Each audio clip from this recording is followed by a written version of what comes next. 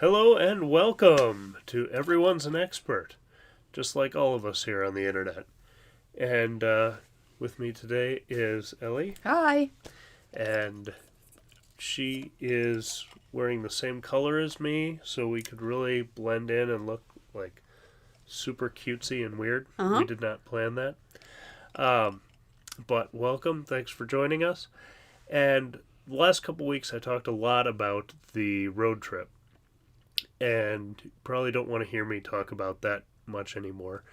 But I wanted to get Ellie's perspective on it and um, kind of a sense of uh, what you would do differently, if you would do anything differently, what your favorite parts were, and talk a little bit about the kayak trip or kayak canoe trip we did on Lake McDonald in Glacier National Park. So, I guess start out with just your impressions flying out to meet us after all the tire drama. Were you concerned about that? Um, what were your thoughts going into it? Oh, no, I wasn't worried about that so much because there was a patch kit and a compressor and people who knew how to use it, not me. So, yeah, I didn't have to worry about that much at all. I mean, we did burn a good chunk of a day, but that was pretty unanticipatable. I don't think you could have done anything to counter any of that. And flying out to meet you guys worked really well, I think. Yeah, Like, I didn't get in your way of doing anything fun, which is good. And that yeah, and, wasn't the concern. well, that was my main The concern concern was because that you would miss the fun. I did miss a lot of it, but that Lake McDonald day was great. Like when we Yeah. were all out together and we were all having such fun on the lake. And And that whole tiny little Apgar village, super cute, plenty to do. Um, so if you're ever in the neighborhood, I would definitely go there. so that's one of the things I wanted to talk to you about because although this doesn't particularly have anything to do with EVs, um, I always think of things like the getting the boat rentals and everything as things that are for rich, fancy, expensive people who do rich, fancy, expensive things, and Yeah. and that's never been me or us. And so when you suggested it, I was like, well, how would we even do that? And but you knew about it and kind of like managed that. So there were a lot of outfitters in the Apgar village that aren't part of the national park, Yeah, right? we used the official one, Oh, okay. but there was at least one other that could offer you kayak or canoe trips that would give you the whole safety spiel and help you launch the boats and basically concierge for you and make it really easy. I didn't know it was a thing either.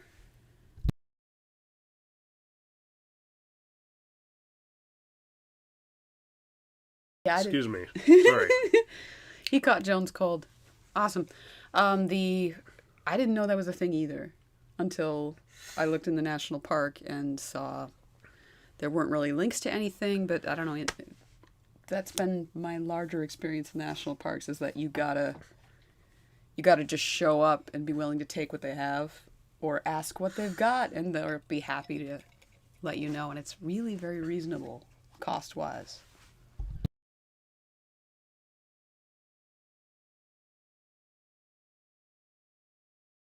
This is really going well. Yeah, Um, I for sure. Sorry about that. No, I'm done.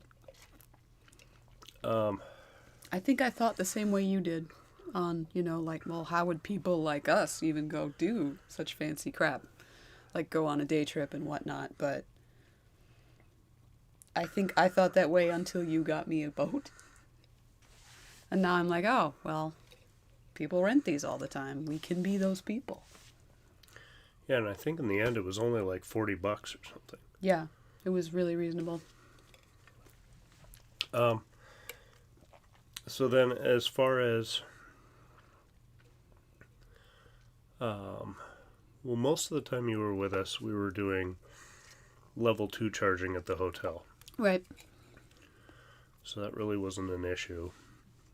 We did have that longer stop in Helena. Yeah. Any thoughts on that? No. I mean, that's the one by the grocery store, right? Yeah. No, in general, those were well-placed chargers that worked really well. I thought the reaction would be a little more hostile in Montana. I don't know. Like, sometimes there are very many trucks. And in Montana, it makes sense to have a truck. I'm just saying, like, sometimes if I see enough diesel trucks and I'm in your car, I get a little nervous because, I don't know, every 1,000 people, one of them decides to be a jerk about you not using gas. Mm-hmm. And like I said, it's such a small percentage of the population, but they make themselves so known that I sometimes think about it. Yeah. But we didn't have anything like that happen in Helena. All good. Very smooth charging experience. No problems at all.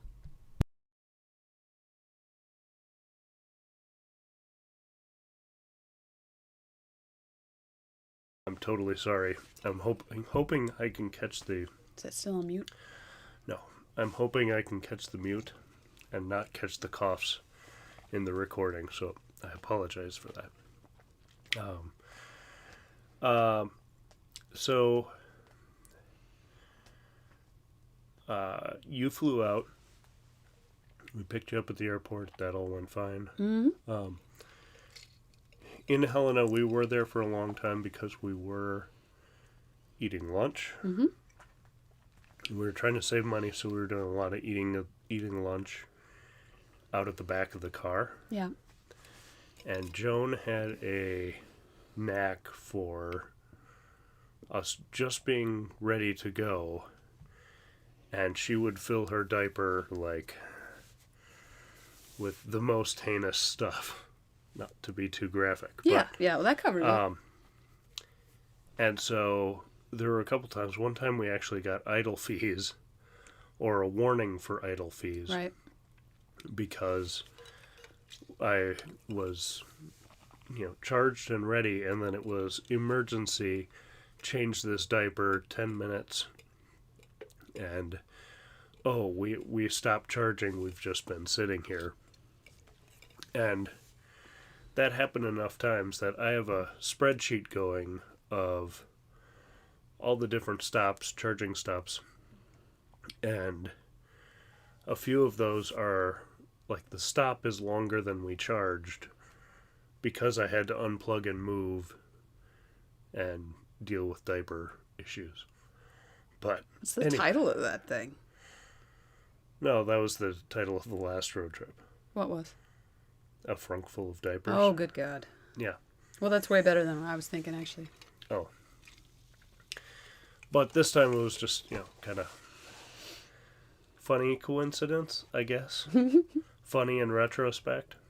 Yeah, she's got a real knack for timing, that one. Yep. But it's better than in the middle of the road. Yeah. So, I guess there's that. Were there any other things you would have liked to have done differently? Or things, we didn't see too much of the park, but... No. Anything about the park you feel we missed out on? No, I think we really got a lot of use out of the park that one day that we had available when we were there.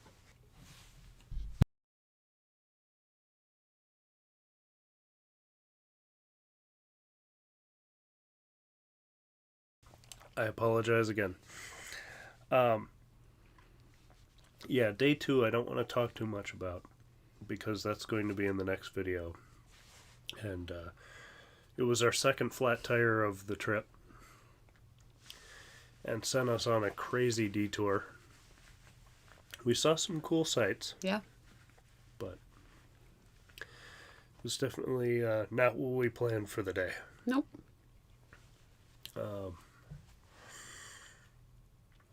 I guess, was there anything that surprised you that day in general?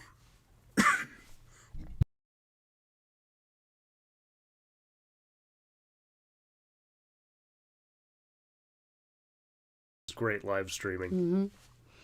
No, I wasn't surprised by. I was surprised how well it went, actually, between you guys being prepared to handle a potential flat and then finding that place that could patch the tire or replace the tire. So, yeah. It really went best case scenario considering when and where that tire happened. Yeah, no cell service. No one around really. No real towns for several miles. But we did have a spot where we could pull over, so we weren't right on the side of the highway, so that was good. Yeah, we were on a private dirt rock road, just trying to hurry up and deal with it. Yeah. Well, you said you're not going to talk about it anymore. Well, not too much. Tim is on here, so hi, Tim. Thank you so much for all your real-time advice and help while you were out there.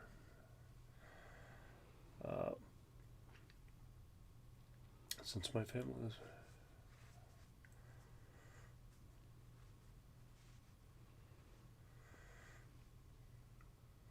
Oh, thank you.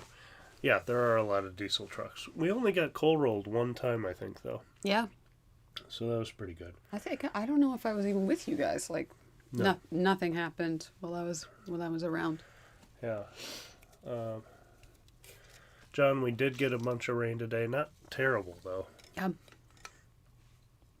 Just kind of steady throughout the afternoon. I think the rental I said was about $40 or 46 maybe, and that was for a canoe for my brother, myself, and Joan, and then Ellie was in a kayak. The little kayak in the thumbnail for the video. That's me. So she was kind of going around us, and we just kind of plowed out. I'm getting a little too comfortable with those things because I've been heard you on accident once, and I didn't mean to do that. I don't have any Robitussin with me. But hopefully this tones down. It does after a little while, but of course I'm now doing a different thing, and it's cropping up. Hi, Todd. I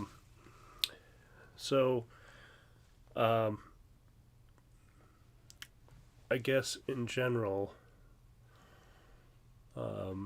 you got to drive a little bit in the mountains. Did you have any impressions on that?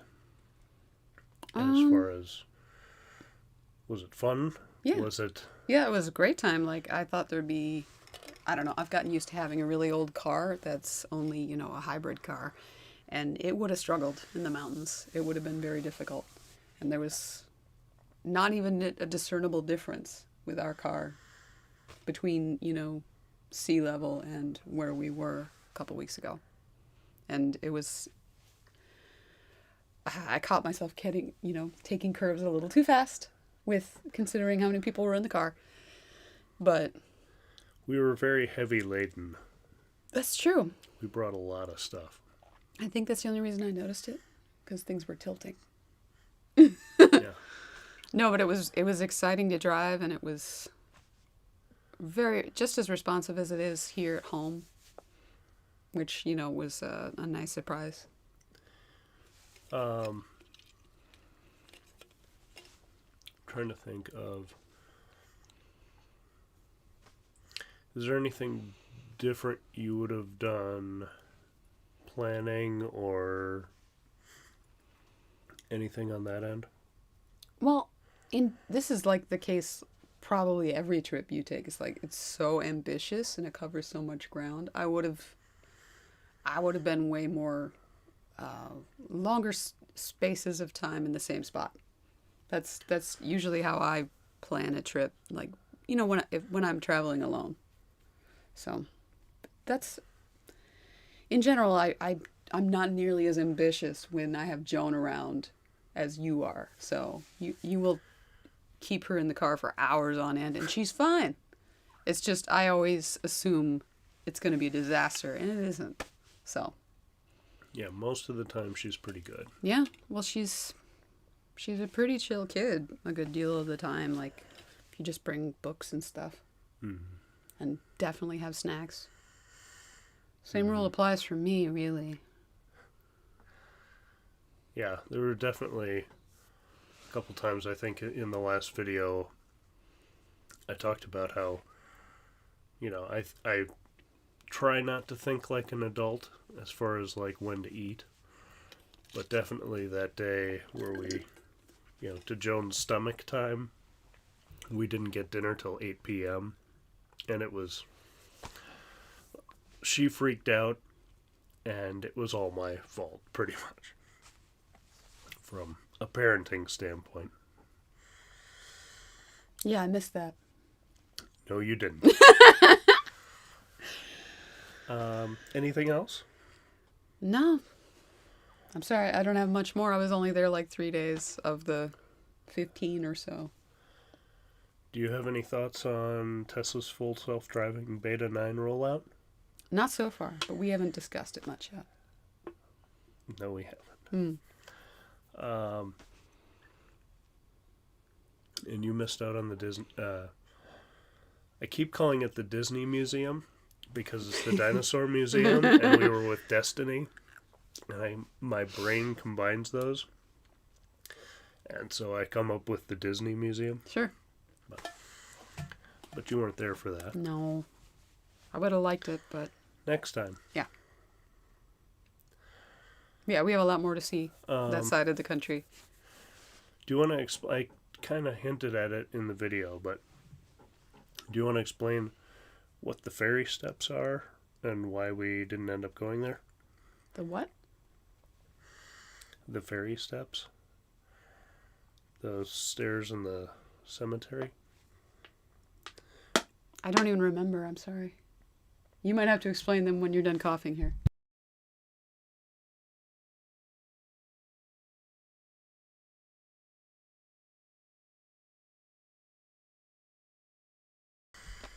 Yeah, maybe I will. Yeah, sorry. It was 3 weeks ago, man. I don't know. Well, we didn't end up seeing it. It was right. where we tried to go into the cemetery. Yeah. But they were closing for the evening.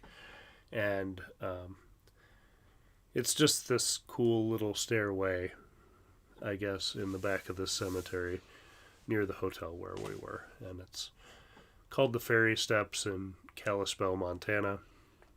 We were going to go there. Ended up going to a little playground park, city park nearby. Yeah, that was great. We meant to get back there the next night, but with the tire shenanigans, we ended up going a whole different way. But anyway.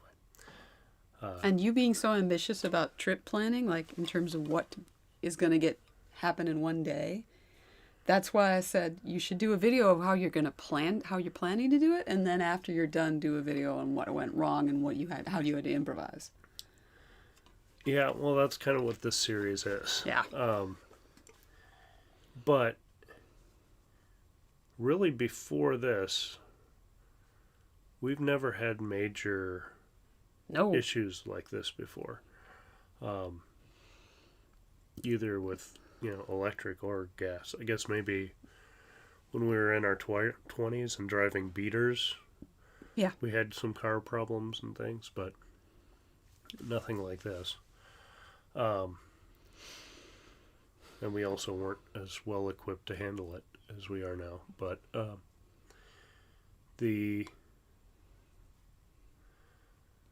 there's a saying, I was talking to you about this, and if anybody can chime in on here, this would be great, because I've been racking my brain. The day we got our second flat,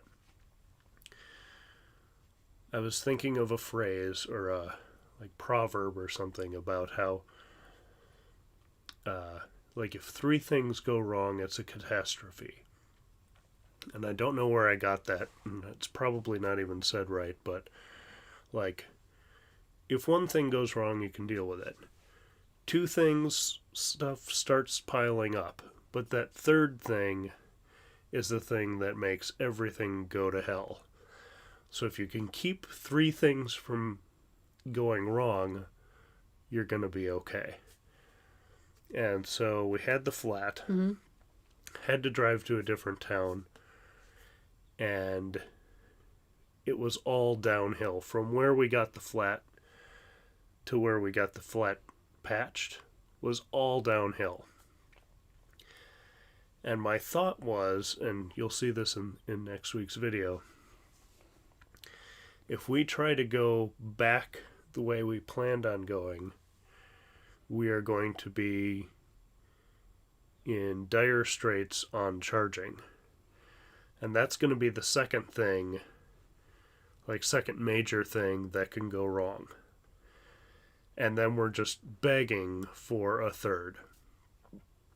And so we changed the whole plan for the day. I mean, aside from, doing the tire stuff.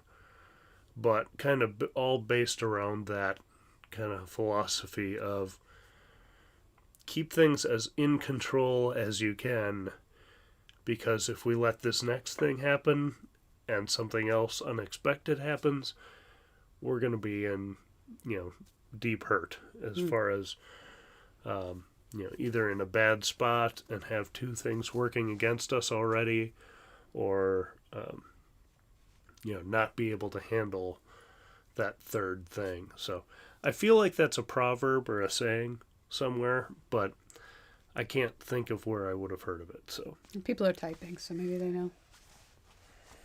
And you've never heard anything like that? No, it didn't ring a bell for me. Yeah, it's kind of Murphy's Law. Hi, Roland.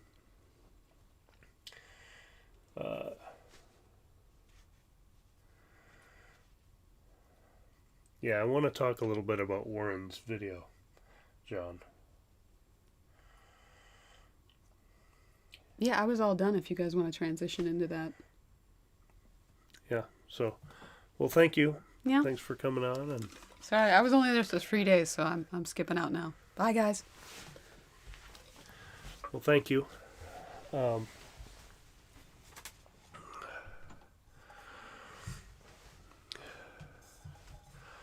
Called the lemon law. Yeah, it could be the lemon law. But it's not about, the 3 things bit is, it's not about just 3 car things going wrong. It's about, I want to say like the Chernobyl series, or, it was something like,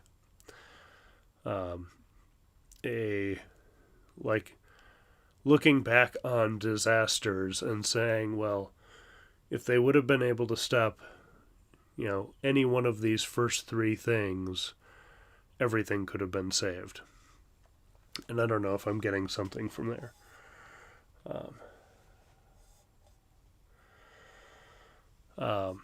Yeah, just quick on Warren's video.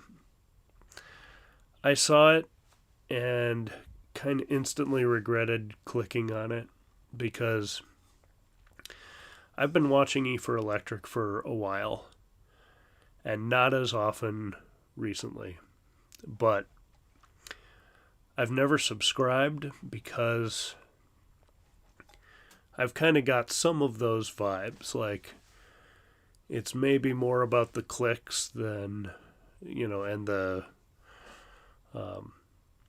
the shocking thumbnails or titles, rather than, really, really pushing EVs forward. And I think he's a little bit harder on Tesla than any other company. But again, that gets clicks, that gets attention. So although I don't agree with him a ton, I also think he's relatively harmless, because if you watch his videos, you kind of know how he is. So I kind of felt like Warren's video was a little bit of trying to get attention for his channel by attacking another channel. And like now it seems like from things I saw on Twitter today that they're gonna get on together and have like a debate about some things. Um, and really with Alex's videos, a lot of times he does the shocking title or whatever, and then you watch the video and it's like he pretty much walks it all back, and it was just to get clicks. So I don't think he's as shocking and biased as he comes off in his thumbnails and titles. But I know it grinds a lot of people the wrong way that he takes sponsorships from car companies that he's reviewing or reviewing the competitors of. I've heard him talk about the reasoning behind that, and I don't necessarily agree, but again, everybody's going to kind of take their own path, and I think the viewers, I think we got to give a little credit to the viewers of different channels that they're taking things with a grain of salt and maybe not just taking everything as gospel.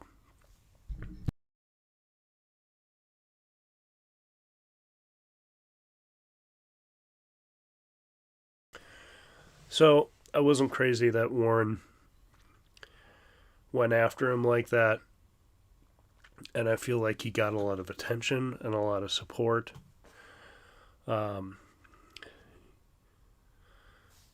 From other people who also don't like Alex. And yeah, I felt it was kind of a little bit cheap. And then if this turns out to be like, a debate they have, again, it's going to get a lot of clicks for both of them. But I can't say I'm really rooting for either of them. But I thought it was a little bit of a jerk move for Warren for him to do that. But I don't know. I guess when I watched Warren's video, I couldn't tell what was like the straw that broke the camel's back that made him like, that's it, that's the last straw, I gotta make this video. And because like the things he was reacting to were just, I don't know, it didn't seem like it warranted a response video to me.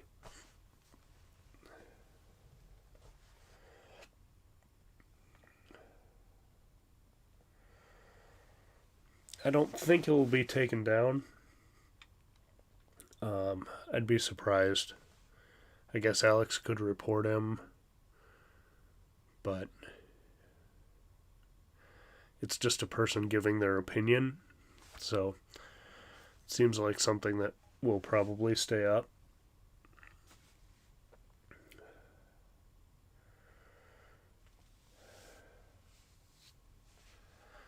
Yeah, anyway, I don't have much more to say about that. I thought, like I said, Alex kind of rubs me the wrong way sometimes. That video rubbed me the wrong way from Warren.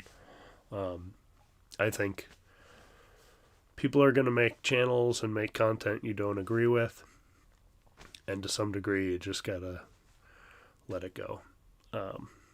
And just make your points better than your arguments against someone else, is the way I think about it. So one more thing, Ellie was here. I appreciate that she stopped by, but she was only on the trip for a little bit, and she got some of the really nice shots on the lake of us in the canoe. But there aren't a lot of other shots of me in these videos, and that's because my brother lost his phone while we were on the trip, and so wasn't able to recover like a lot of the photos from the cloud or anything. So he texted me a couple early in the trip, and I have those. But when I'm doing things like this dinosaur museum feature video that will probably be out tomorrow, I'm looking at it going, I don't have any B-roll. And that's kind of what I've found in a lot of these places is I was counting on him to get some different footage of things where you can actually see that I was on this trip too. Other than, just the like selfie cam updates and things. But we're just going to have to work our way through that in editing. Excuse me a second.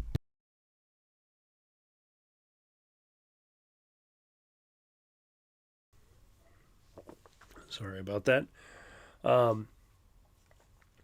have tons of notes I want to get to this week, so I'm sorry. I'll try to go fast without coughing. There's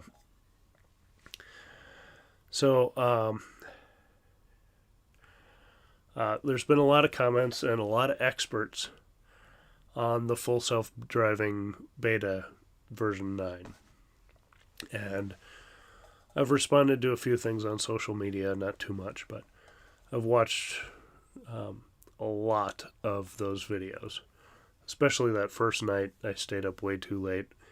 I was editing the last video just as I was going to bed.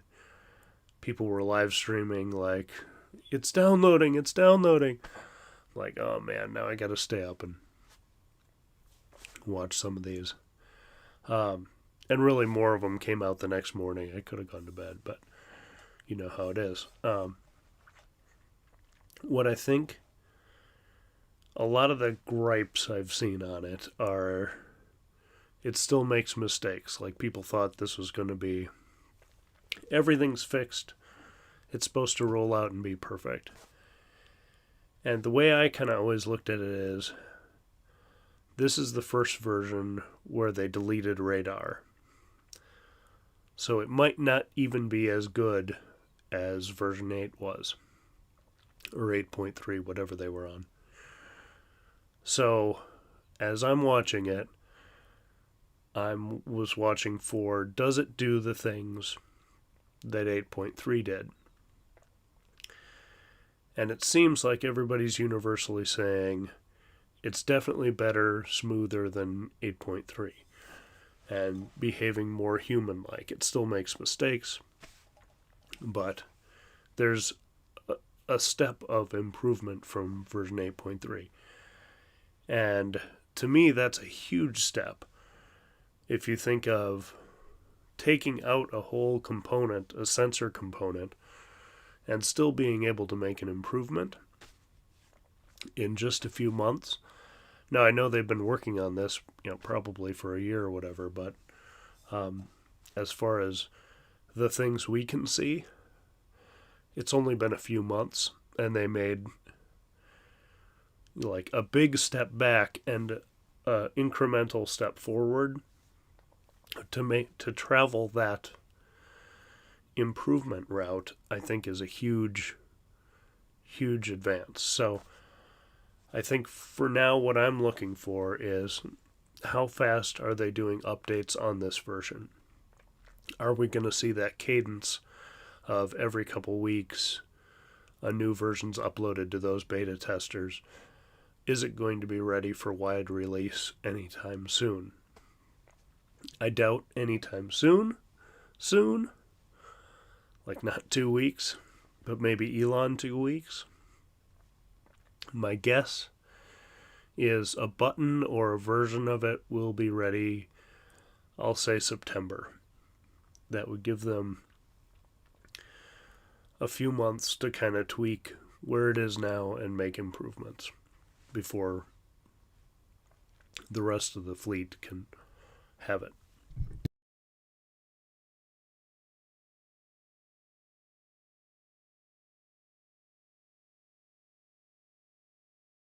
I'm really sorry about that. But I also know it's super annoying to hear someone apologize all over and over again, so I'm not going to apologize anymore. Just know I'm sorry.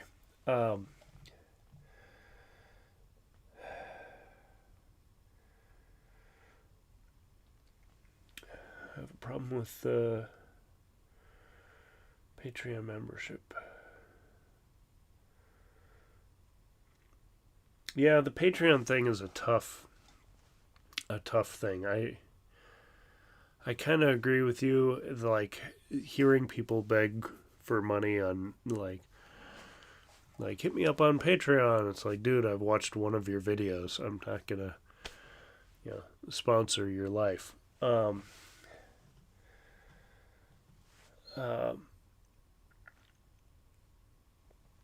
And so, as far as Patreon, I've had a few people suggest that I should do that. I don't see that happening anytime soon. And I guess if you're going to have a Patreon, there should be some benefit to the people who do that, or like YouTube channel members. And right now I have a hard enough time doing a weekly video and this. And I like doing both, but I feel like if I tried to do like a third bonus thing, or like upload a day early to Patreon members or something like that, first of all, I don't think that's a great value, and I think the rest of what I do would suffer trying to do an extra thing. And if the rest of what I do suffers, then you're paying for lower quality stuff. I don't know. It's tough. But like I've been doing pretty much a video or two a week for 2 years, almost 2 years straight, and I'm still not monetized on YouTube. And it's okay. I mean, it's fine, but I definitely see the allure of Patreon, where if you do need support, you could potentially get it before you're monetized. And even once you are monetized, I don't think you make that much. But yeah, it's tough. It's, on one hand, I love doing this stuff, and I love making videos and sharing EV experiences and interviewing people. I'd love to do more of that. Other vehicle owners and stuff like that. But on the other hand, like as a person who had a professional video job, it's also like a little frustrating. Like, this is a free platform, and that's awesome. Like, no one would be watching if this platform didn't exist. On the other hand, especially now that they're running ads on my videos, it kind of feels like, wow, I've been giving them free content for years and nothing to show for it. So, I get the Patreon thing, and maybe someday I'd do that, but I definitely wouldn't be, some of the people who harp on that so bad, it gets pretty annoying. I actually did kind of a joke video about that a couple years ago that was kind of like clickbaity, and then the end was me, like tied up in my basement, like, Patreon. So yeah, I get it. It can be annoying. But I guess everybody's trying to do what they think will work best for them. The button will be great when it gets here. What are we going to do when there's ice on the cameras? I don't know. I've heard things about maybe doing something with a hydrophobic coating or warming to melt the ice. I don't know if that'll work on those slushy days where the sun's out but it's bitterly cold. So you're getting slush on the roads, but the second it's on your car, it's freezing. I'm not sure how they're going to solve it, but they have smarter people than me to work on those kind of things. And maybe some days it just won't work as good and we'll have to drive, on the stormy days or something. I don't know. I'm still cautiously optimistic it's going to happen. And even if it doesn't happen for every day, although I would think eventually they'll be able to solve for that kind of stuff too.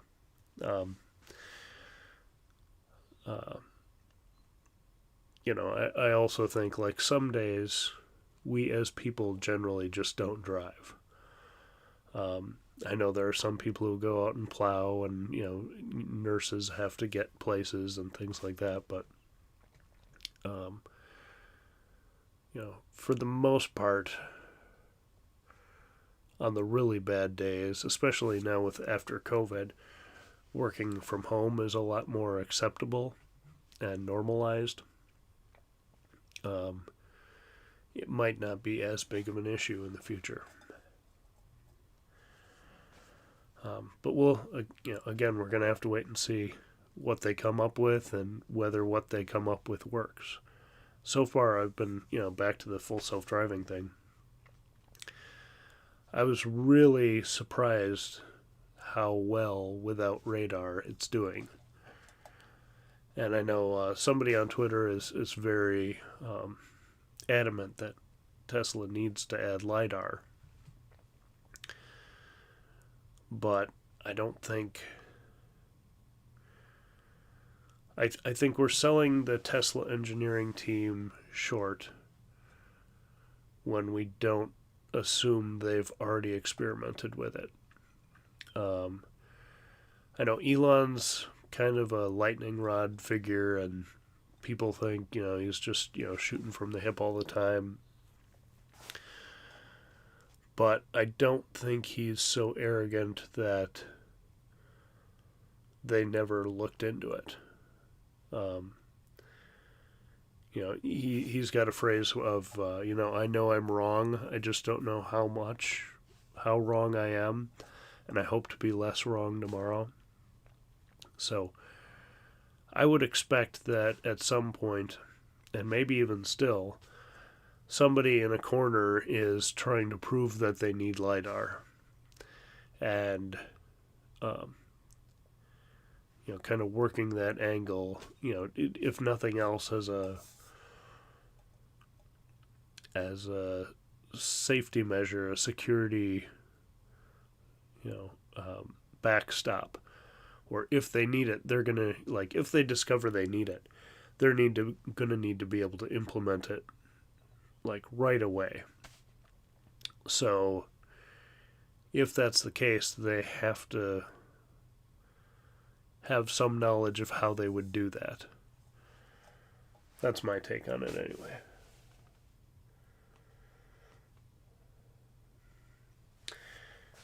Full self-driving taxis in our lifetime. I just turned 45. I hope I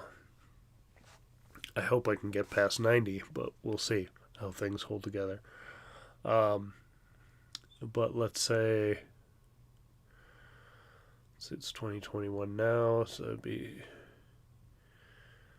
I guess to look at it the other way,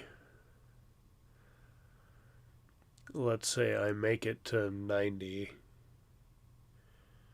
so it would be 2026, or 2066. And if you look at it that way,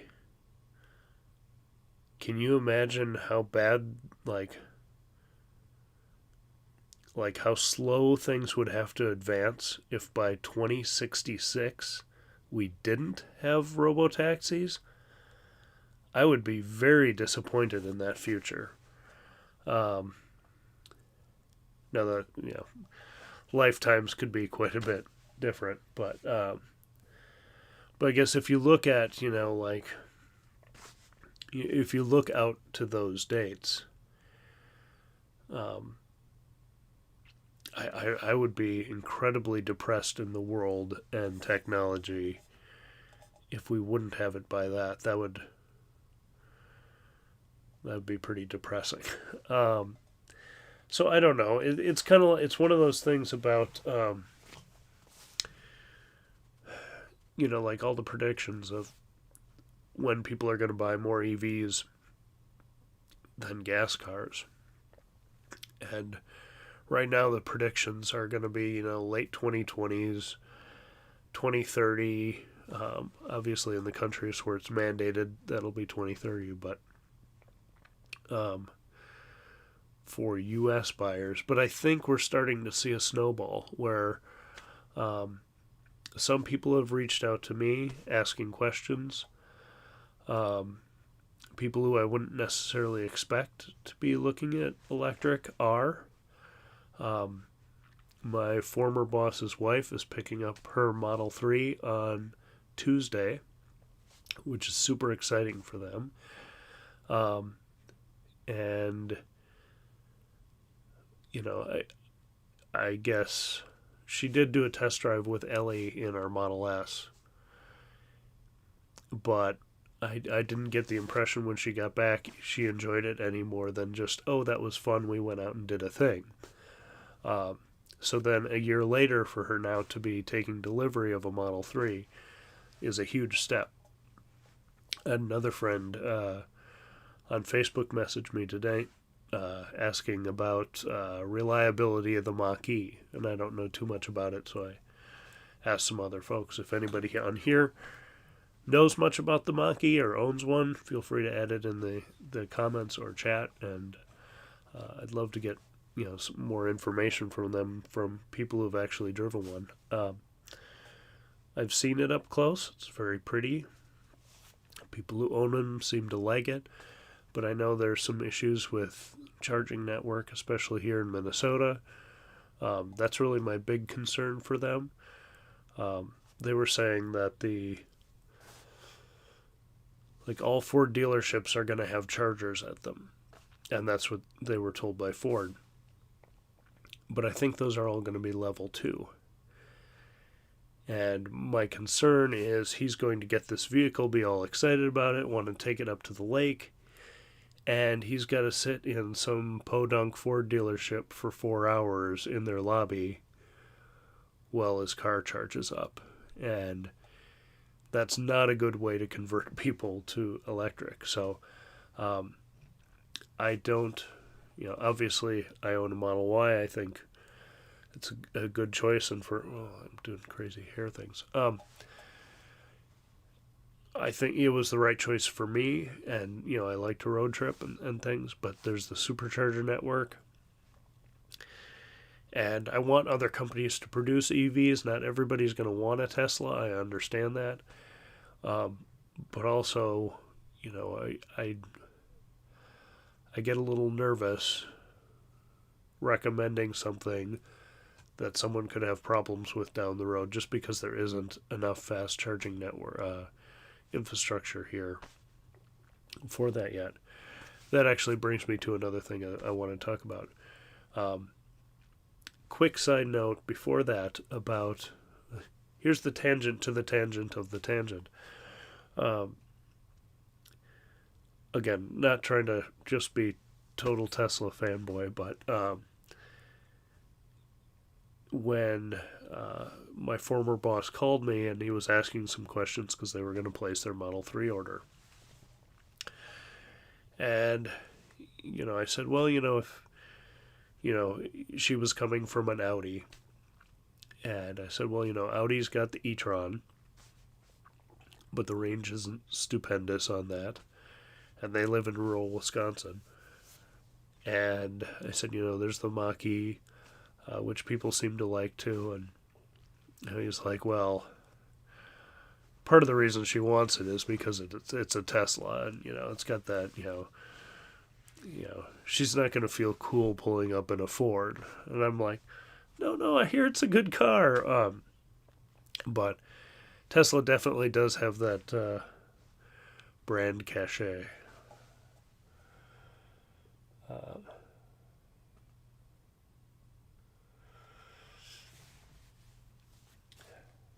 Just catching up on the chat here.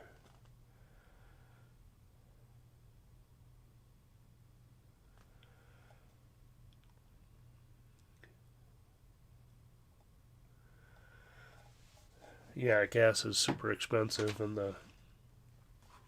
making the switch to electric really does make sense for a lot of people. Uh, Roland's got panel gaps on the Mach-E. Uh, was that the silver one or the blue one I saw in North Dakota? Well, I guess you weren't at that event, were you? I think they had one at the state capitol event we went to, and someone had said that was the one you drove. I think Brian or Jason said that. But speaking of charging, I wanted to talk a little bit about the story of the Electrify America network is going to expand. And right now they're kind of showing what they've got, how they've grown, and where they plan to expand. I'm just going to back this up a little bit if I can. And this isn't super clear.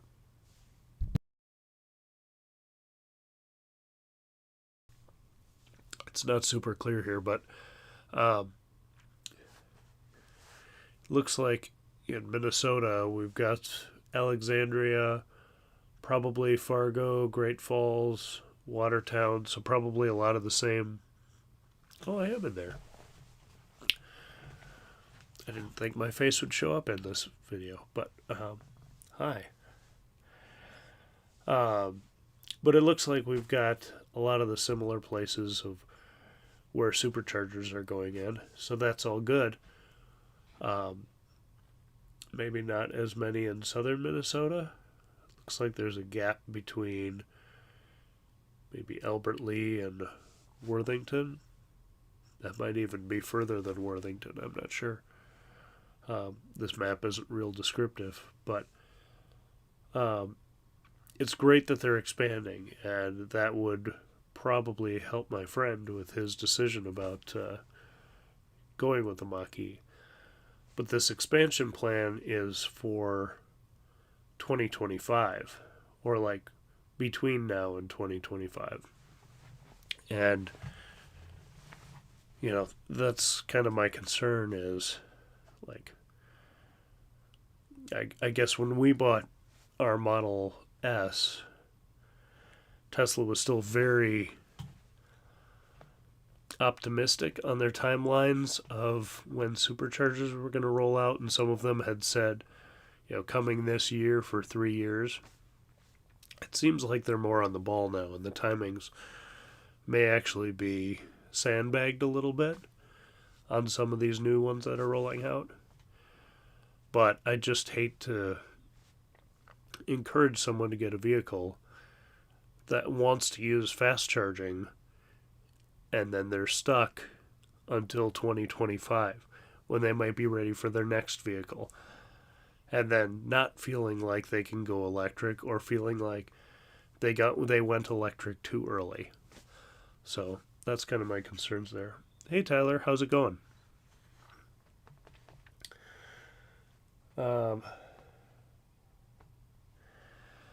Yeah, the latest Bolt news. That is rough. Yeah,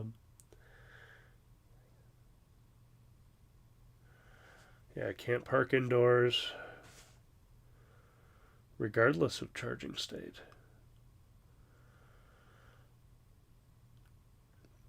And that's from the NTHS or NHTSA. Wow. I know the GM put out a statement. I didn't realize that was coming from Transit Authority too.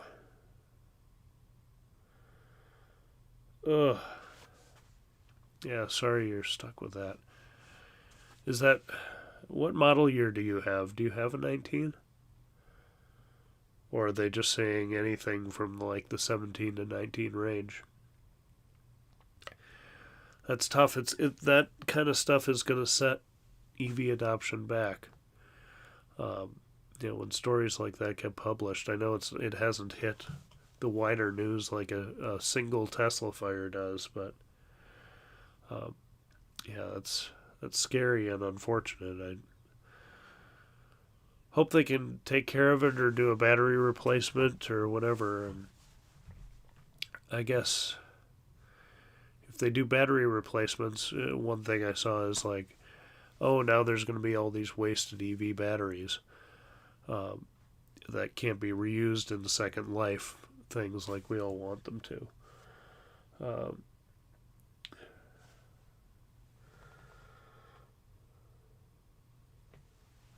I was going to say 2027. 2017. Okay, so I think you're at the early end of the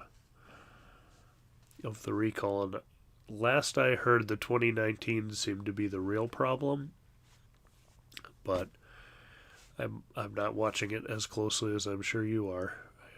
I hope your vehicle's all right.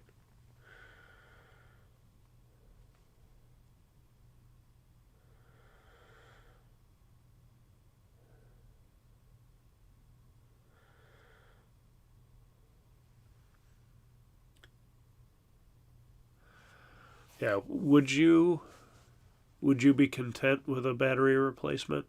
Do you like the rest of the car enough? I guess is my question. Um, I've never driven a Bolt, so I don't know, but um,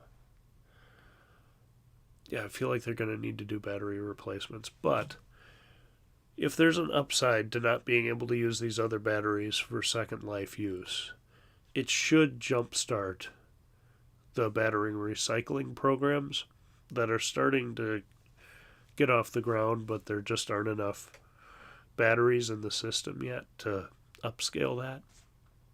Because with the Kona and Nero, I think the Nero was also recalled in that from Hyundai Kia, and then the Bolts. That's a lot of EV batteries that are essentially unusable. So those companies who say we can shred these, get the materials out, they should be licking their chops trying to get this stuff to prove their recycling methods work. And that would be, obviously it's not good for the consumers or people like you who own them, but that might actually help get some of these recycling efforts off the ground, or maybe prove that some of them are BS, and we can kind of distill methods down to the methods that actually do work. So it might be a help to the recycling side of things.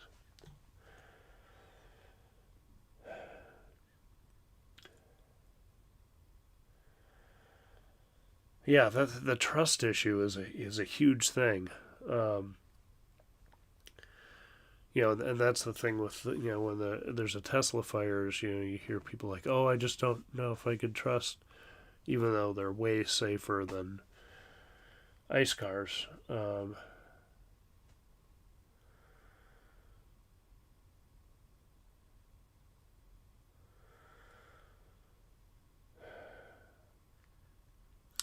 Yeah, so I don't know. Have more than two with the final fix actually burnt up? Has it spread to more vehicles? At last I heard there were two that had supposedly the final fix that had caught fire. But yeah, it's super unfortunate. And obviously you don't want anyone to get hurt.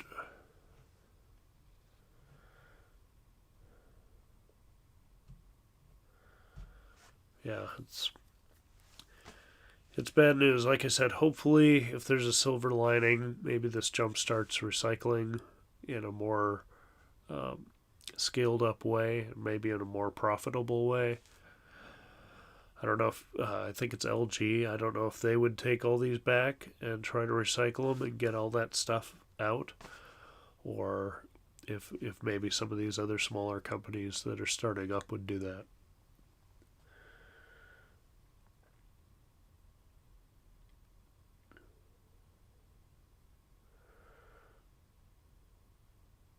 Oh yeah, the 2019s. Yeah, I guess I did see that too.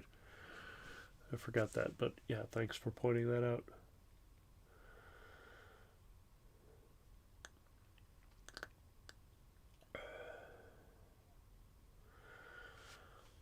Yeah, it's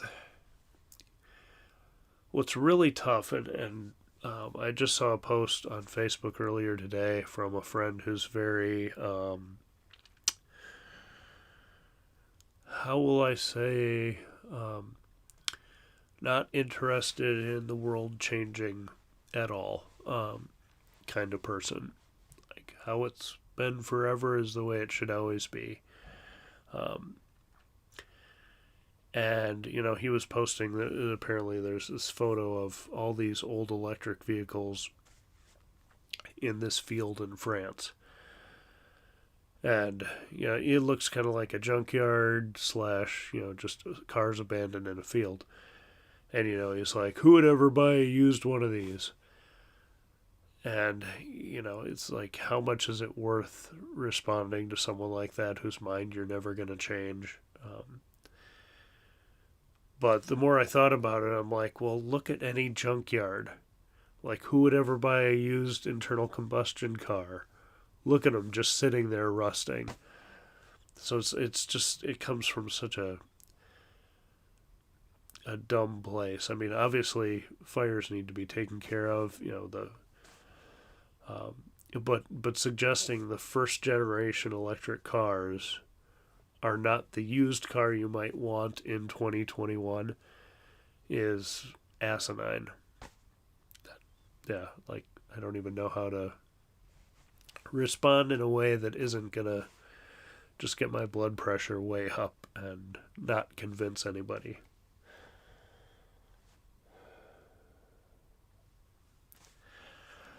Um, yeah, so hopefully they resolve that. I would think, like, especially with how GM is pushing, at least publicity wise, pushing their EV future. I know, like, they're now kind of working on the Ultium battery, um, working toward that. I don't think any vehicles have it yet. Um, but this is bad PR, and it's only going to get uglier and suggest that they can't make this pivot. Um, so I would think they're going to have to offer buybacks or swaps or something, and they're going to have to come to that conclusion real soon. I think with Kia, or was it Hyundai? Again, I can't remember if both of them had the issue or if it was just the Hyundai. Um, but I think LG ended up like covering 70% of the cost of that recall. So I would assume that would be the same case in the GM situation.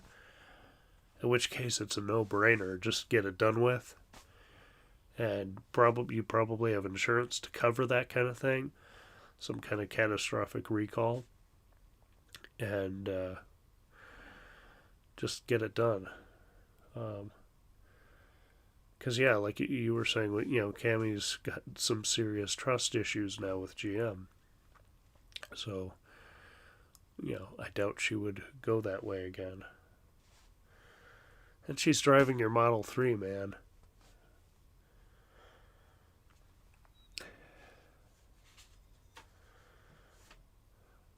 I saw something come up and I see things come up on two screens. I've got a screen next to me here that is watching what you guys are seeing, and then I've got my live screen because there's about a 5-second, 10-second delay between what's going on in front of me and what's going on to the side.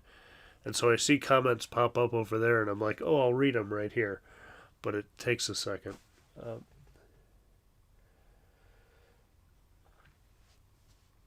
Yeah, it was Hyundai.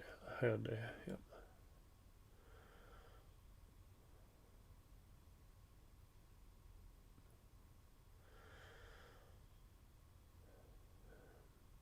3% of GM's yearly profit to replace. I mean, it's a pittance to GM, but that's a big recall, I imagine, that they probably weren't planning for. Um, but yeah, I mean, there's something to be said about customer loyalty. About I watch what's the name of that channel? Nikki is the main host. Transport Evolved, and obviously they've been covering this story because they own two bolts, and the new guy, Winter, they've got he and his I think husband, yeah, they own a bolt that they just road tripped across the country. And so I know, like, she was like, it's probably going to be fine. We'll wait it out. And then about a month ago, it was like, okay, this is concerning. And then they did a live stream today, which I didn't catch. I was doing other things. But, yeah, she's kind of shifted from, let's see how it plays out, to, okay, no, this is important. Chevy needs to do a buyback or replacement. So, as somebody, they're a 2-bolt household, so I'm sure they're very concerned about it.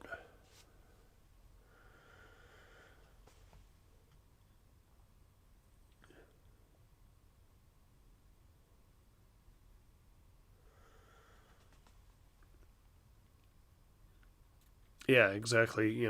These companies move so slow, and I'm sure the legal team is just on every, bit of communication of, we don't want to admit fault. We don't want to, put ourselves in any legal jeopardy. Meanwhile, statements are getting pushed further and further down the road. That means actions are getting moved further and further down the road, and that can only make it worse, unfortunately. So I hope they get that sorted out. I hope they, get you taken care of, because, yeah, it's preposterous to expect people to not charge overnight, or only use a tiny fraction of their battery, or not use their cars at all. Again, this kind of thing is going to set the whole EV movement back. So it's not good. Again, I see another comment there, and it's not there yet. I have some very chicken scratch notes, so I'm just going to try to catch up and see what else I was going to talk about tonight.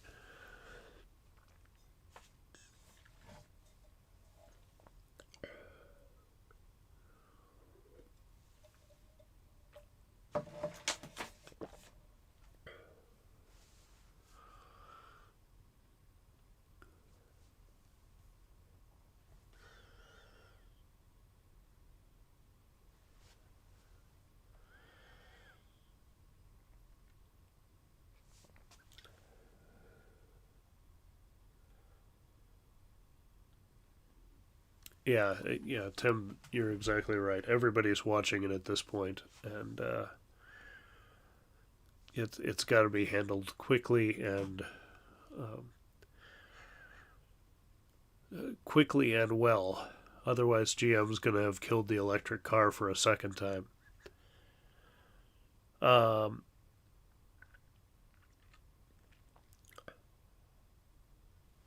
So there's one other thing I wanted to talk about. That's all right. I wanted to talk about the Bolt stuff, so I'm glad you brought it up, and you have more experience, obviously, than I do on it, so it's good to get your perspective. Together, we're all experts. I'm not an expert, but get enough people talking, and we kind of sound like we might know what we're talking about, or at least we can learn from each other. The other thing I wanted to talk about, and this kind of ties into this whole, like, if GM doesn't handle this, is going to be bad PR and bad for everybody. And I meant to bring this up on the screen, but my setup doesn't quite allow this. But I wanted to pull this from Twitter. A Twitter person I follow named Joe, iJoe13, had a post yesterday of a neighbor has seen and talked to me about our solar panels and Tesla, decided to buy a nice Lexus. Good grief. And I just said, like, that happens to me, where I talk to somebody and then they make their next purchase and it's like, did we even talk? And then we started talking about, what is the fear of taking the plunge and going EV. And talking about how like we both feel like people are going to regret it in a couple of years. Like, oh, I probably should have gone electric when I didn't. And then, for some people, I think I have another friend who just bought a used car. It's like a Dodge Charger, I think. And I'm pretty sure he just needed one more. He needed to get that last muscle car out of his system because he knows it's the last one. So I think there's a little of that, but Joe goes on to say, I'm surprised they decided to spend $50,000 and didn't consider a Model 3 or Y. I don't really understand the why of a decision like this. Is it laziness or complacency or just ignorance? Well, like he said he talked to him and he's got solar, so he knows what he's talking about as far as the whole charging ecosystem. And I was saying, like, I feel like it's the fear of the unknown that they aren't convinced they can take the leap yet. He's like, well, do you think it's like fear of range anxiety or of being different, of having an EV or something like that? But I think it's a little bit of everything. It's something you've known since you were essentially a child, since 16 or 14, whenever you decided to drive or started training and then driving.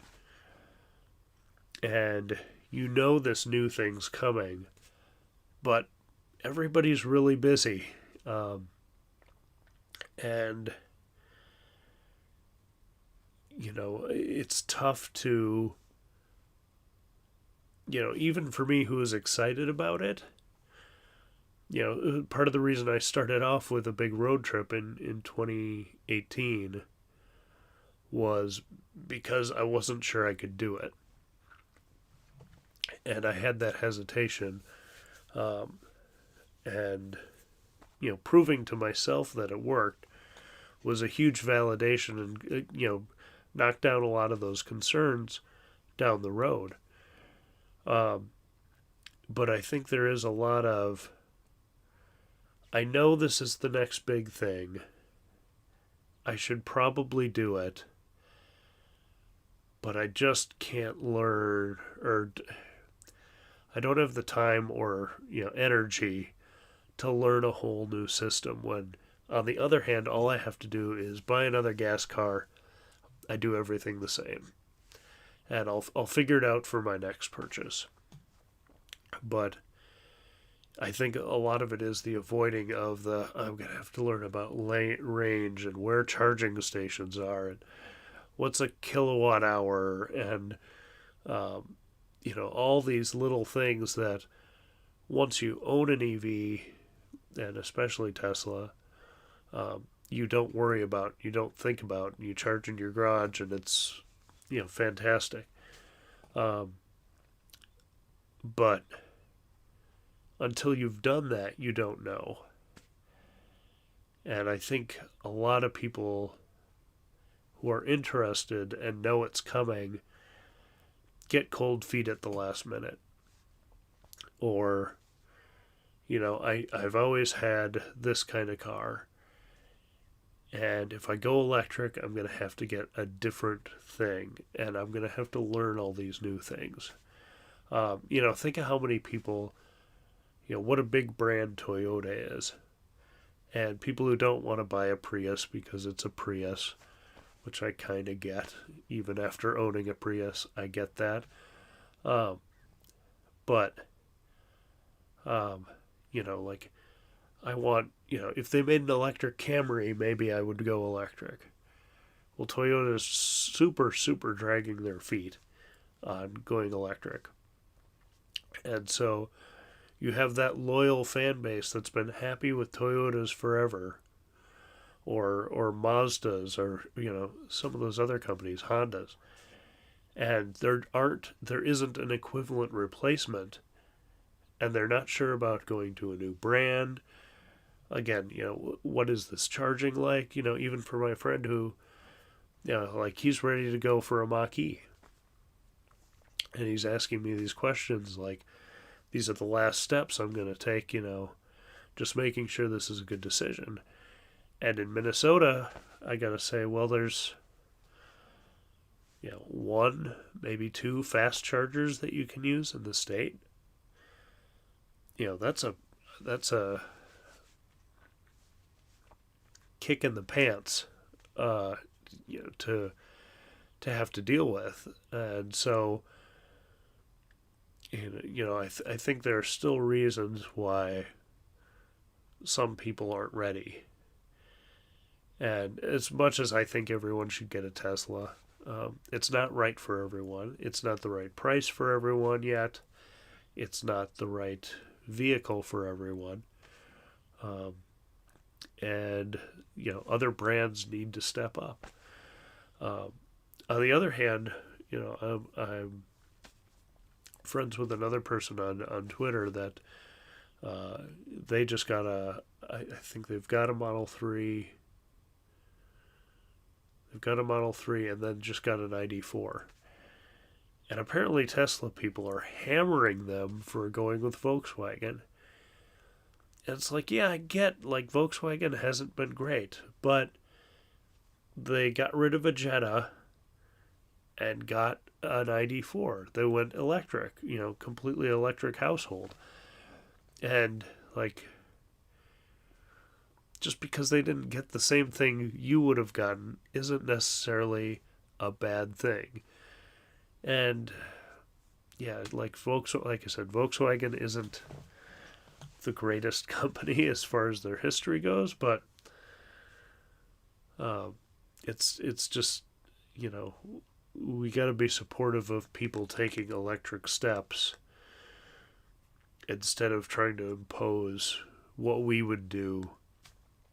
Because obviously my friend is getting who's looking at the Mach-E. My initial reaction, and part of his message to me was kind of like, don't even try to sell me on the Model Y. He didn't say it like that, but I got the vibe like, look, man, we've looked into it. We're going with a Mach-E. But, that charging thing is, if that's going to be their primary vehicle, and if they need to go up to the woods or, whatever, that makes it tough. And so you end up sounding like a Tesla fanboy and like you're not supporting other EVs. But in states like Minnesota or North Dakota, where there isn't a lot of other, there isn't a lot of Electrify America presence or other DC fast charging options, it's tough.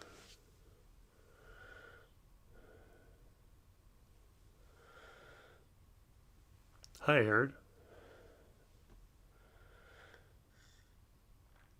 I'm just gonna check. I've seen a few things come in, so I'm just gonna check the chat here.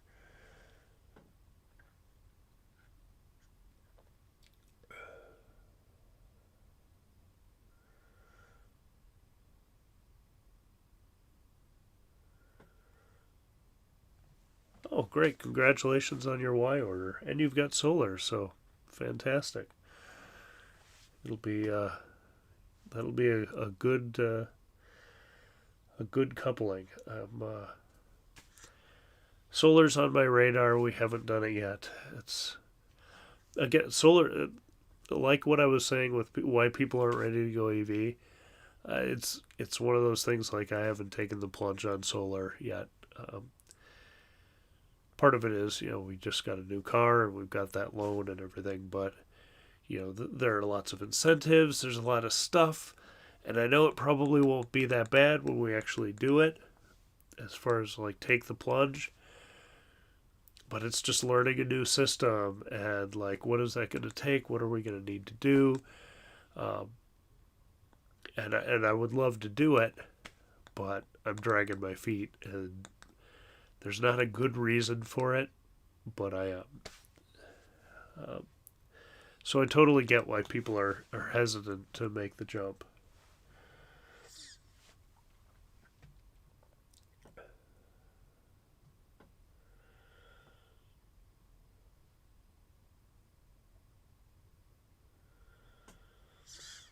Yeah, Tyler, like you were saying, like like the dealership the guy was talking to with the Mach-E was saying, Ford dealerships are going to have, fast chargers. I'm like, fast, what they're talking about, I think, is like you're charging up in 4 to 6 hours or maybe more. What you want is like the Electrify America, 150 kilowatt, or, I don't, I think that's the max the Mach-E can do, but you want something that's going to get you on your way in under an hour, and ideally well under an hour, like the supercharger network can do.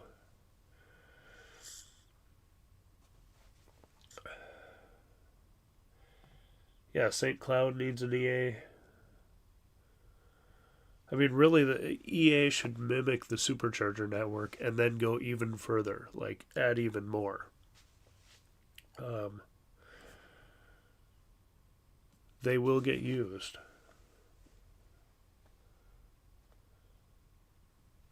Especially because every other vehicle other than Tesla's will use the Electrify America. So that needs to be in even more places than Tesla needs to be.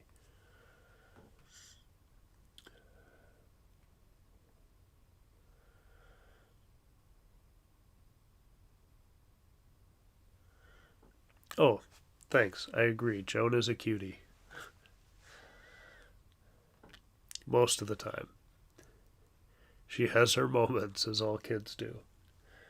Um, but she is generally a very happy and fun child to have around.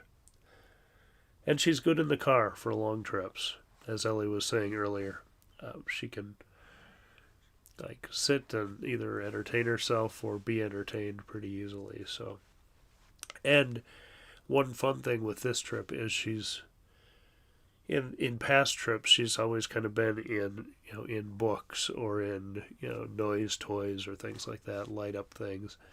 Um, this was the first trip where there were genuine stretches of her looking out the window and checking out the scenery, and that was just cool to me because like I grew up in the 80s, the late 70s and 80s, and um, until there were like the little handheld Pac-Man games and stuff, you just were bored. You looked out the window, but you saw cool stuff and cool places. Um, so obviously, I wouldn't want her to be bored the entire time, like we had to be. But uh, I'm excited that she's starting to get to the point where, like, looking out the window and seeing the world is interesting. We made a big deal about, we're looking for mountains. We're going to go into the mountains. And so, that kind of became a big theme for the trip. Uh, but I'm glad you enjoy it. Thank you for saying that.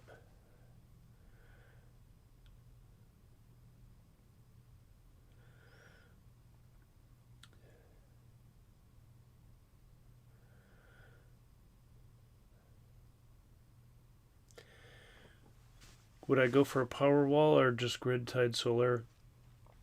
I think right now I would, like, if we do it soon, I don't think it'll be Tesla. Um, but there might be another home battery solution we would do because I like the idea of that. Um, but if we went with Tesla, obviously we would do solar and Powerwall. Um, yeah, but that might be a couple years off if we wait for Tesla to be fully up to speed in Minnesota.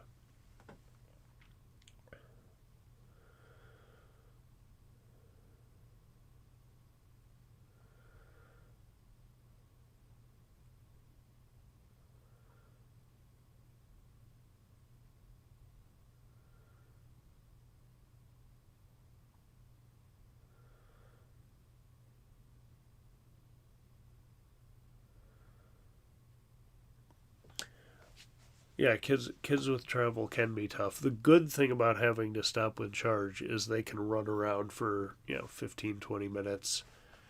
And that does take some of the, you can do, potty breaks and or, diaper changes if they're that young. And just kind of, they whine when you put them back in the car, but then they're fine after a few minutes. But just getting those breaks really helps. Um, yeah, and through our utility, um, I did bring it up at one point in another video. We can sign up for like renewables, as so rather than having solar on our house, we're paying a couple cents extra or whatever to get our power from wind or solar. So there are those options too for people.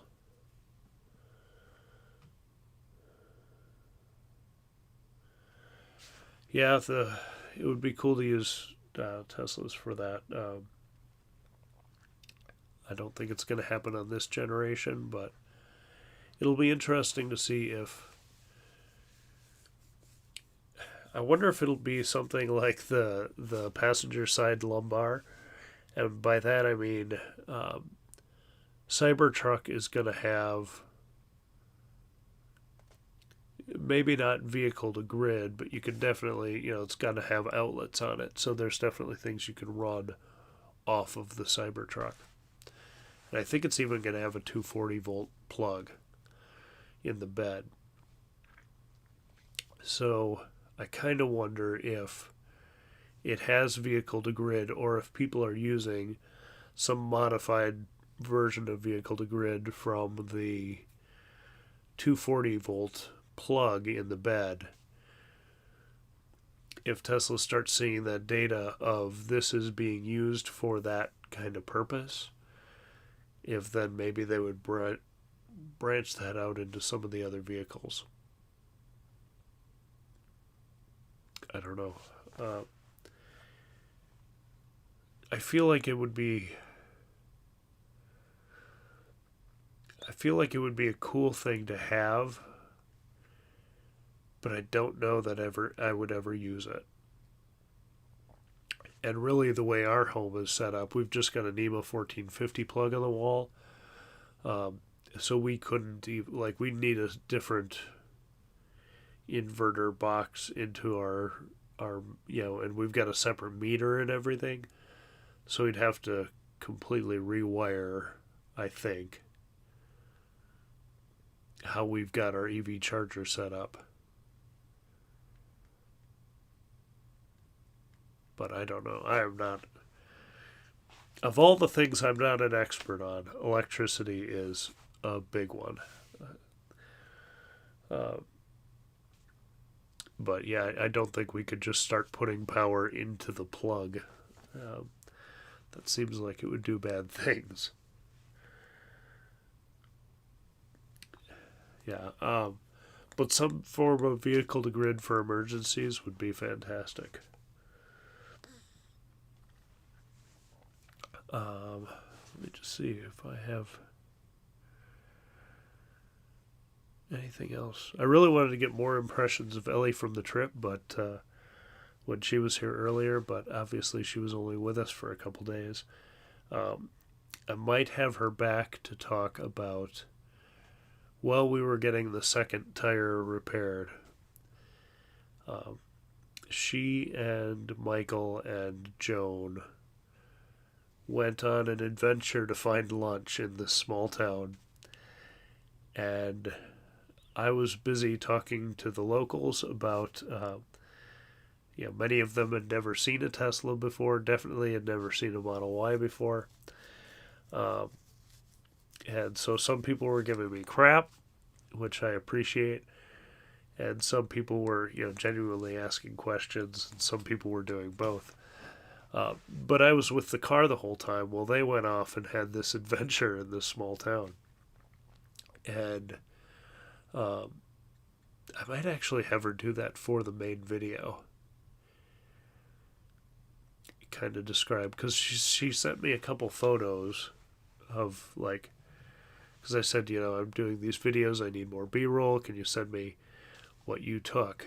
And a couple of photos, like, I was like, well, I didn't hear this story, or like where they were or what was going on.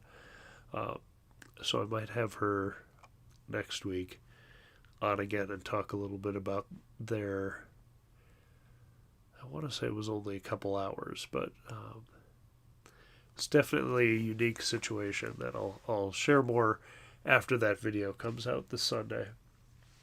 Hopefully it will be Sunday this week. I know this week was Monday, because I just got too far behind and then finished it on Sunday evening. I'm like, well, I'm not going to publish something Sunday evening when no one's going to watch it. And then when I uploaded it, I ended up, like, one of the songs had a copyright hit against it because of the way the stock music channel, or some people upload the same song to several stock music sites. And then when you upload a video, this stock music site, who you don't subscribe to, says, hey, you can't use that song, that's our song. And so they have to duke it out in the background. And it's a pain. But so I was like, it's got a copyright hit, it's late at night, I'm just going to release it on Monday morning. And it did not take off like lightning. I will say that. Releasing it on a Monday morning instead of a Sunday. But it's getting up there. It's catching up.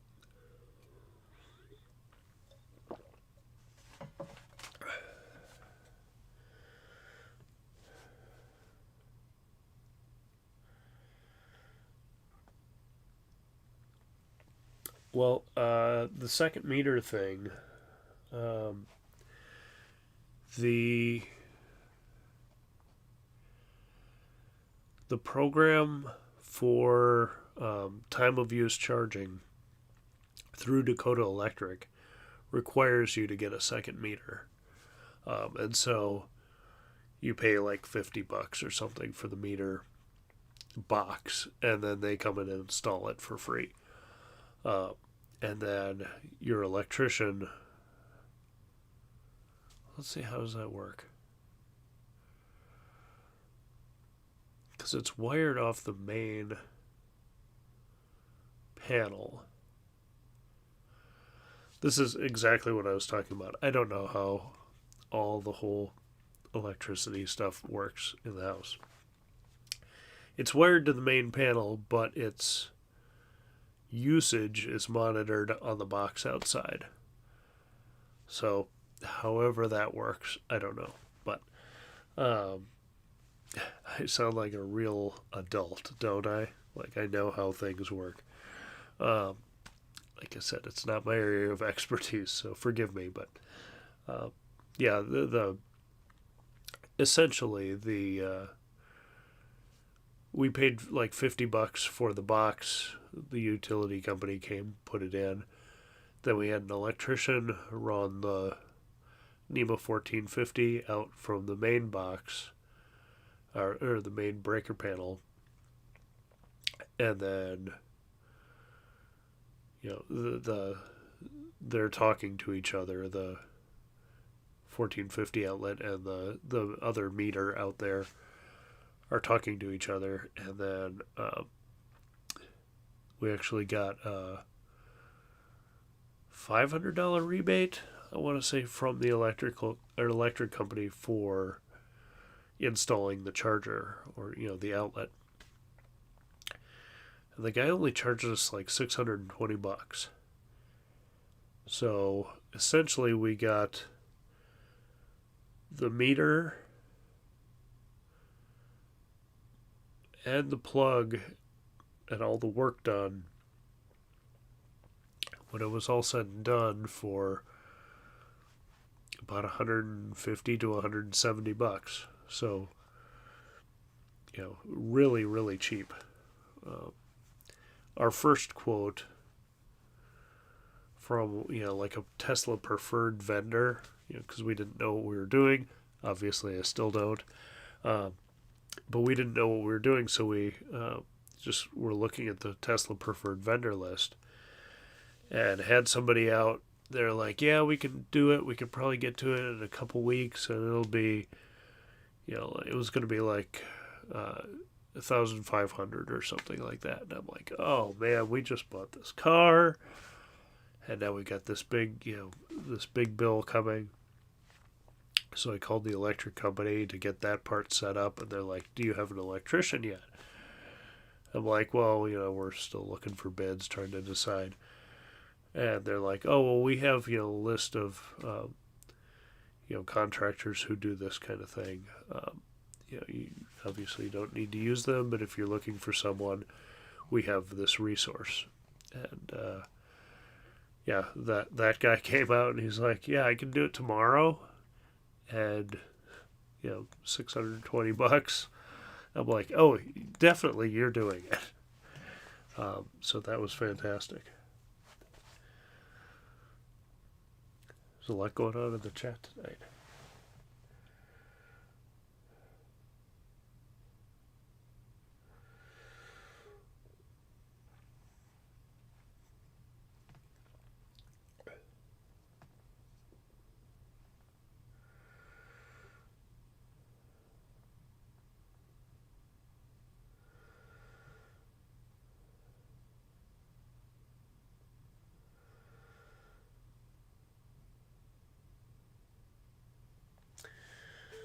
Your phone's home, do you?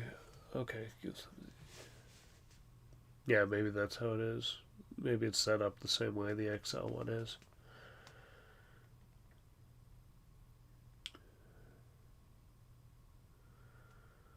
Yeah, XL makes you buy a charger, right? You can't just wire a plug. Because we were able to just wire a plug, and that was great, because at the time I was brand new to EVs, brand new to Tesla, and I'm like, look, Tesla seems great, but I don't know if our next EV, if we're going to want to go with Tesla. That was mid-2018 when there was a lot of FUD going around and a lot of people saying they were going to go bankrupt. I'm like, I don't think that's going to happen. It probably won't. But again, if they did, I didn't want to have a Tesla proprietary plug, because we wanted to still go electric with our next vehicle, but it's like, let's just be safe and just get the 1450.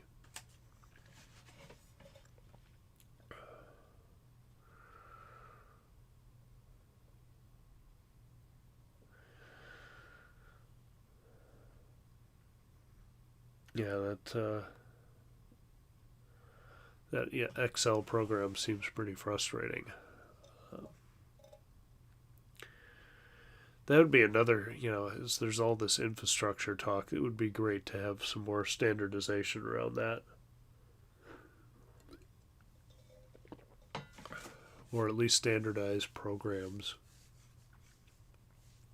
I don't know. There's probably merits to, like, as I'm saying that, if they standardize the program, they would probably standardize it toward the XL, because they're the big company, or big style company that would want to have those extra fees and stuff built in.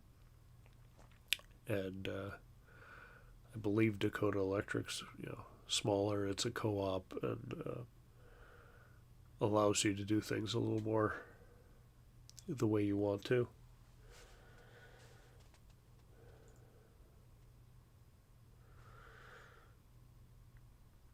Can't bring your own of the same brand.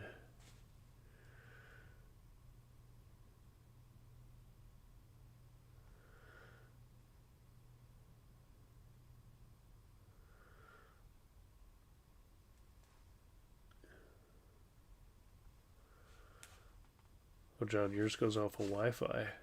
Fancy.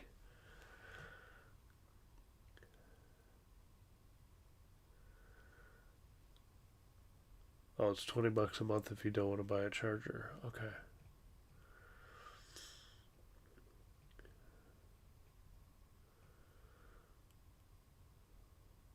Huh.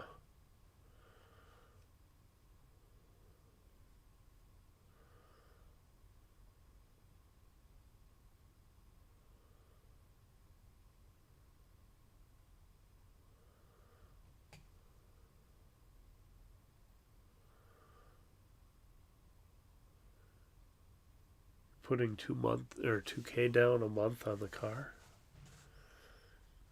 I hope that's by choice. Trying to pay it off faster, and not that's your payment.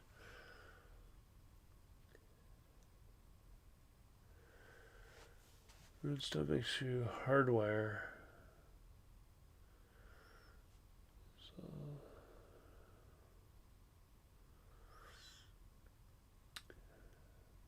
Oh, nice. Good idea, Aaron, of doing the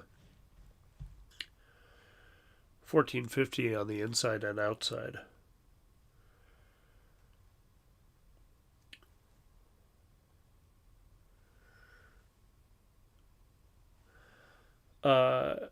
We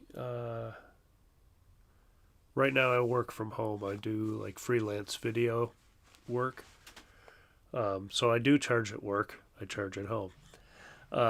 Ellie's company I don't think has EV charging. And I mean, I guess she could do it. If they offered it for free, she could do it and save us a bit. But that's not one of our bigger bills. But she works at a pretty big office complex. But right now she's only going into the office, I think, 3 days a week. And even that's not always even 3. But I'm fairly certain they don't have chargers. At least before the pandemic, they didn't have chargers. Be cool if they added them, though, because it is a big building with a lot of people.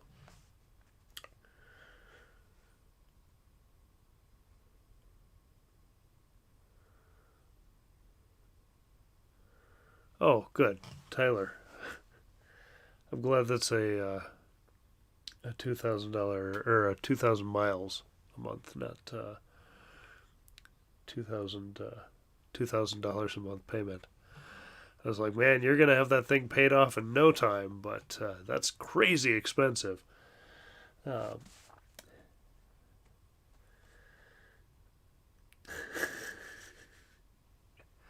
Yeah, exactly. You'd be better off taking that money and keeping the loan. Um,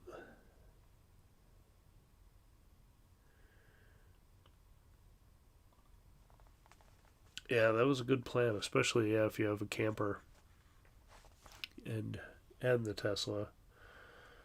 Um, Sometimes, yeah, it's just nice to have the plug outside. I know for me, our garage is super low. Like I almost hit my head in parts of the garage, and I'm not super tall. I'm like 5'9", 5'10". I used to be 5'10". I don't know. I haven't had the guts to check, but I doubt I am still. Um, but our garage is super low, so when we pack up for these road trips, I pull out into the driveway so I can get everything up and open. And yeah, like the at the beginning of this trip, I charged up and had the cord running. As I'm trying to load the car, I'm stepping over the cord constantly because it's plugged in the garage and then running out to the car. Wasn't the end of the world, but a plug on the outside would have been easier.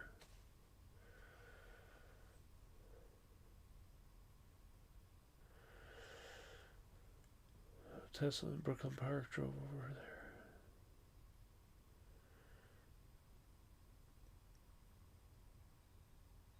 Yeah, the Tesla in Brooklyn Park. Let me think.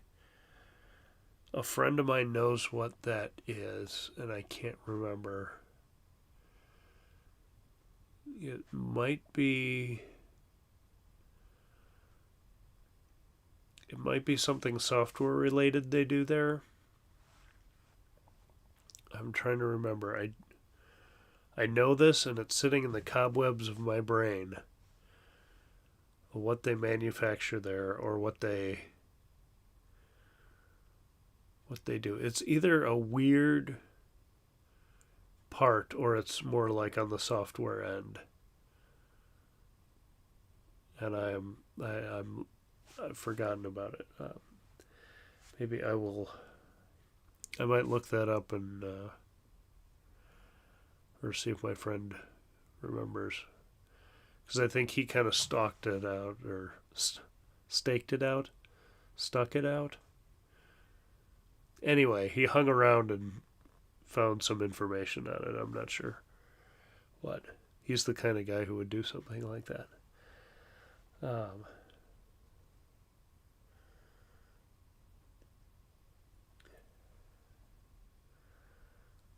Yeah, level 2. Yeah, I think, there's some chargers out there, because ideally, the people who work for Tesla are probably driving Teslas, or a lot of them, especially if they're doing software. Hopefully they're making enough that they can be affording a Tesla. Not at Tyler's prices, though.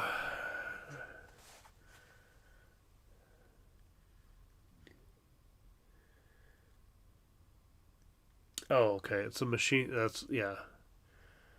They make machines for the factories, and it might have something to do with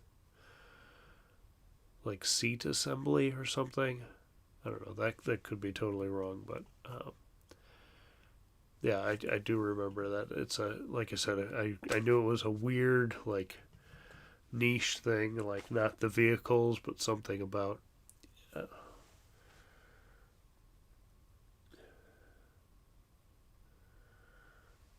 Okay. Well, maybe, John, maybe you should apply. Then you'd have charging at work too. Um, but I thought you said you might be retired. Retired military. I think you said that in another video. But I don't know if that just means you're retired out of the military, or if you're retired out of the military but still working elsewhere. And I'm sorry if I got that wrong, but I thought you had said that in an earlier live stream. I'm just looking through my notes here. I think that's all. I think we got through everything. Unless there's more stuff you guys want to talk about, I can hang out for a few more minutes.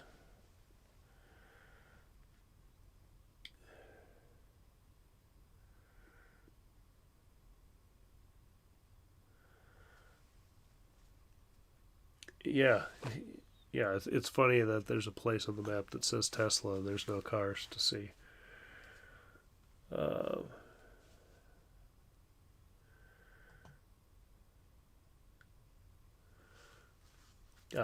right, okay. I did remember you were retired.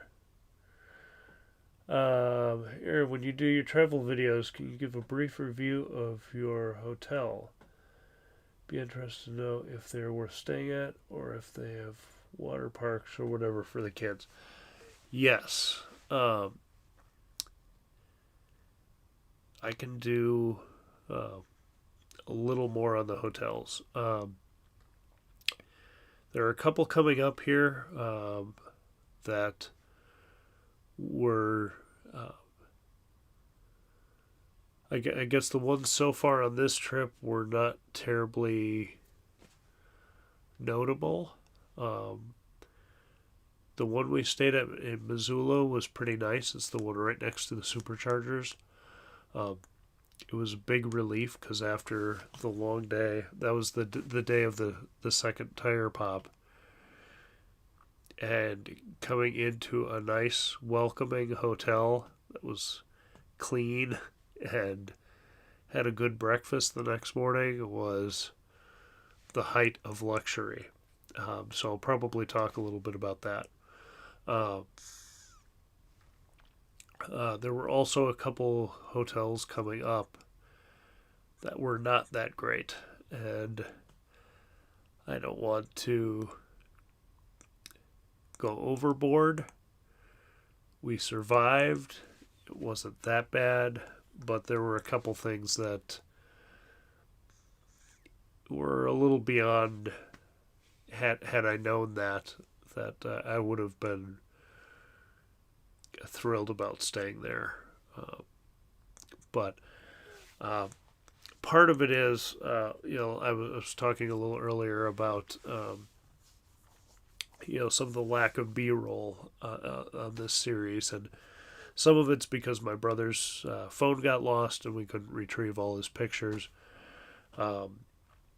and some of it is a thing I need to work on of taking the time to get more B-roll. The problem I have on these trips is I want to drive, and I rely a lot on, well, the GoPro's catching it. The GoPro's rolling, or I turn it on or off, as there are interesting things. And I just assume, the GoPro got this or that. Like in the last video, it actually got the deer that, was the mule deer that came out right out in Glacier. It got a really nice shot of that before I would have been able to get another camera up. But, when I'm driving, I can't take other footage, really. And then when we get to hotels and things, I don't always think of it because I'm, dealing with Joan, especially if I've been driving and Michael's been entertaining Joan for the whole drive or whatever. And really in the Dickinson Museum too, I had these grand plans. The video in my head was, watching us take this tour and, Destiny answering some of my questions as, we're doing the tour, and all of that would be captured. Because in my head, I've got a film crew with me, getting all these angles I want and everything, and pristine audio on everything.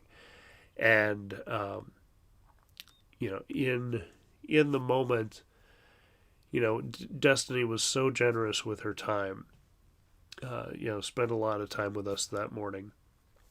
And Joan was being a little uncooperative. Once we found the little sandbox, their geology sandbox, and, the kids' play area, she was okay. But as we were doing the tour, she was a bit of a handful. And so when I'm concerned about that kind of stuff and then worrying that we're taking too much of Destiny's time up, I have a hard time of just stopping and saying, hey, would it be all right if I set a couple cameras up and we'll do the tour and they'll just be getting, just B-roll wherever they're set. Or even carrying one with me as, we kind of got there and jumped right into the tour. And with hotels too, like, taking the time to get a shot of the lobby, of the room, of things like that.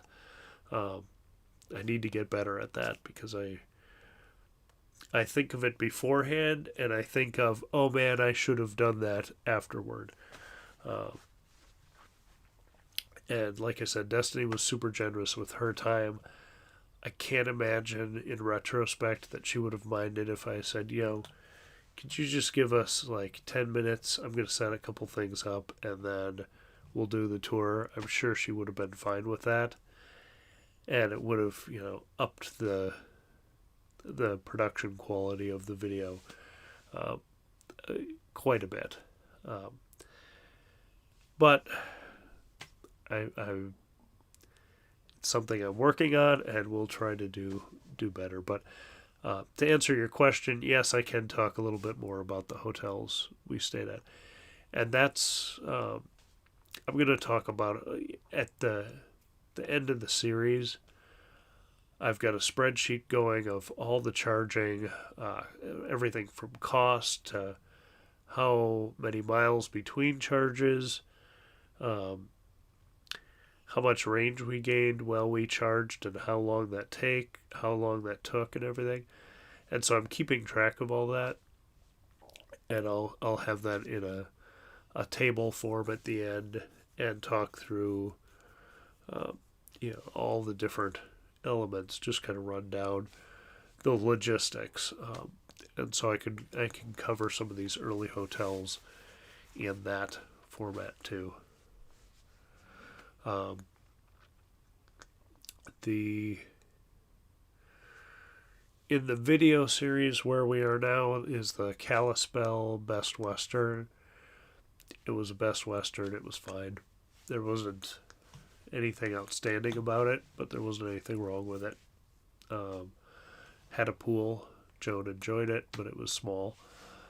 Um, they have level 2 charging, 2 charge point connectors, but the hotel staff didn't seem to know much, if anything, about them.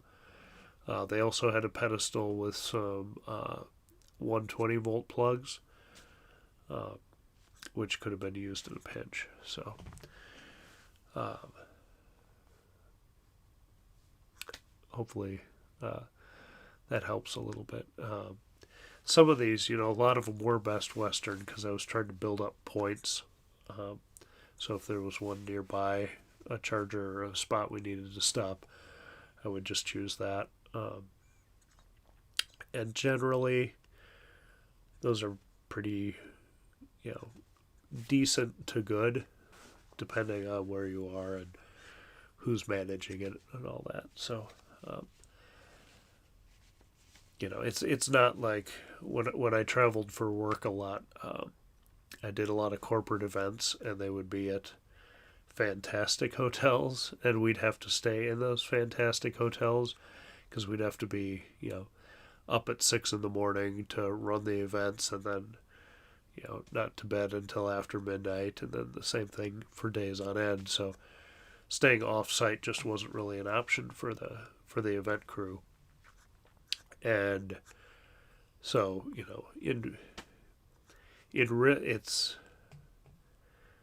it was really nice hotels for corporate events and things, and that's just not the kind of place. Like, it's fantastic if you can stay there, but it's also not something on our budget that I'm willing to spring for, unless we're in a really special place, or doing something extra special like an anniversary or something like that. Otherwise, Best Westerns work just fine.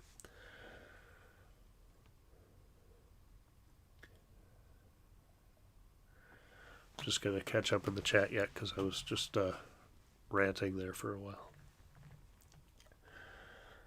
But thank you. I appreciate Aaron. I appreciate the feedback of, if there's other stuff I should be covering more, or nobody cares about this or that, just let me know. I'm happy to have feedback.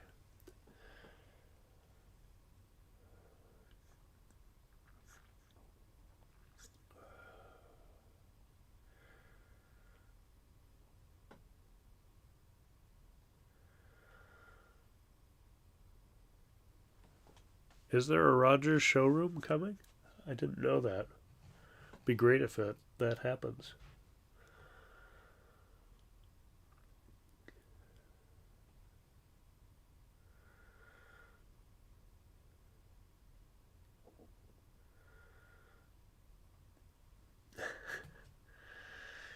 Yeah, John's gloating about his pensions.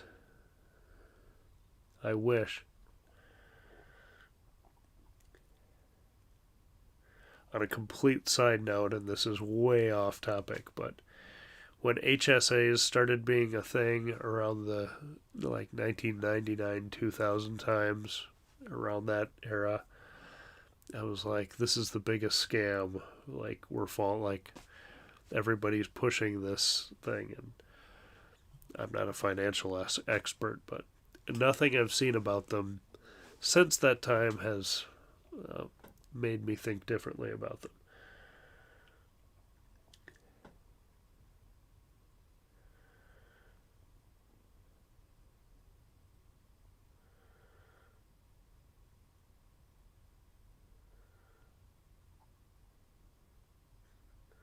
Ooh, yeah, Tyler, you might need to go for a little drive tonight.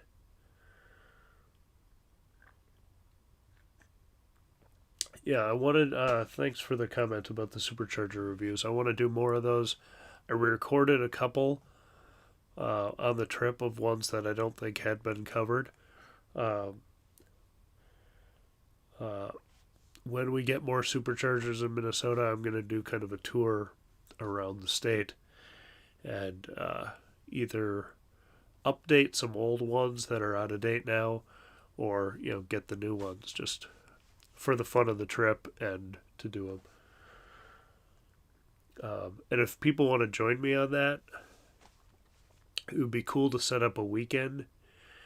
And I had this idea when Alexandria opened, um, of like doing a group review.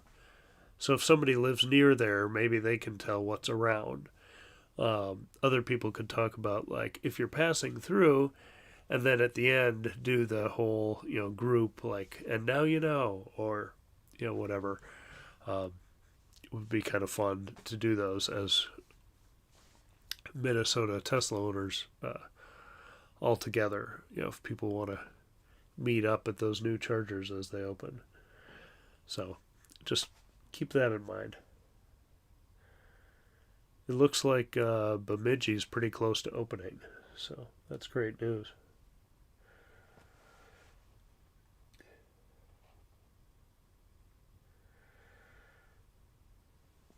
Yeah, Glacier's a great trip. Uh,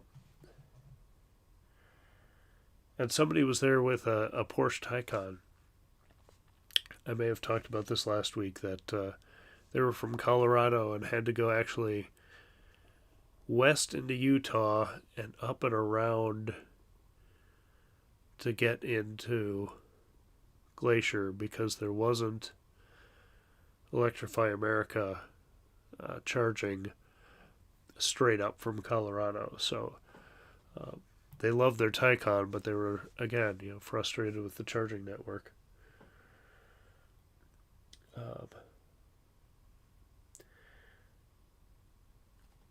Yeah, for anybody watching that doesn't know, as we're talking about the supercharger reviews, I've done several of them, but the Now You Know channel, if you go to their website, Now You Know, might just be nowyouknow.com, I'm not sure, but if you look up their YouTube channel, Now You Know, they have any video description, they'll have a link to their supercharger reviews, or if you search online for supercharger reviews, it'll take you to their website. And you can upload your own. So if you live near a supercharger or one gets installed near you, you can go there, talk about what's around, any weird things, like if it's in a mall and it seems great, but hey, this mall closes at 5 and after that there are no restrooms. That's good stuff to share. So, if you haven't done one and live in an area, check out that map and see if you can add one. Or if you're going on a trip, go ahead and add one. They don't all have to be super, most people just do it with a phone and, hey, I'm here. This is what's around, and done. A lot of them are a minute, 2 minutes or less.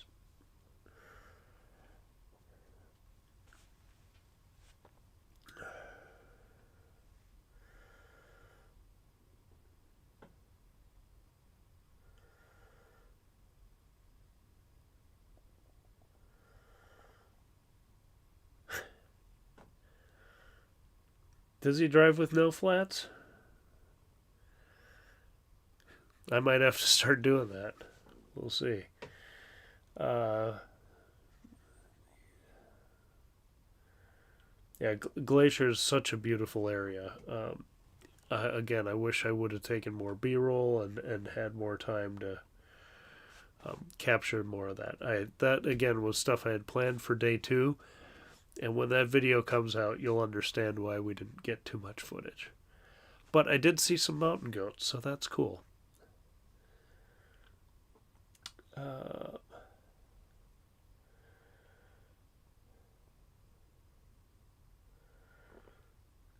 yeah, just for the memory's sake. I have to admit that is part of it. I've been taking family videos, since before Joan was born, and obviously since she has been. And it's kind of fun to be able to look back at like the Frunkful of Diapers series from last year, and it was just Joan and I in a car for, I can't remember how many days that was, like 10 days or something. And now a year later, it's like, oh, look at those sweet memories. And like, oh, I remember like she was really naughty that night, or we had a really cute moment that night, or when I was recording one day, I may have even talked about it in that video. I'm recording, I've got the camera propped up on the car, and I'm, giving my spiel about, driving an EV and this charger and all that, and our trip so far. And I look down, and Joan is just face deep into a bag of dried blueberries, and comes up, and she's just all blue and purple. I'm like, oh man, like, and some of that stuff is great memories. So, yeah, it's fun to have that stuff, now as we do family trips. I don't know if it interests anybody else, so that's why I'm a little like, I love doing it and I love doing the trips, but I'm a little concerned about like just turning the trip into here's Brian's family life, with no like content for helping people understand what life is like with an EV. So I try to balance that, but some things are just too cute and I have to share them.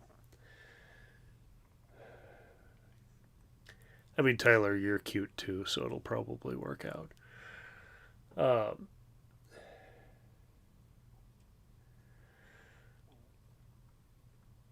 yeah, Todd, I'll bring you along next time to help. Definitely.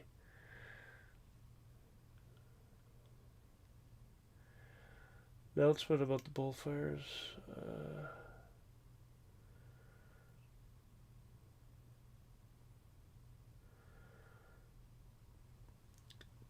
Tyler, did you put a link in your comment? I can't tell if that's a link or not, but if that doesn't work, if you want to send me the link and I can put it in the description after this is over.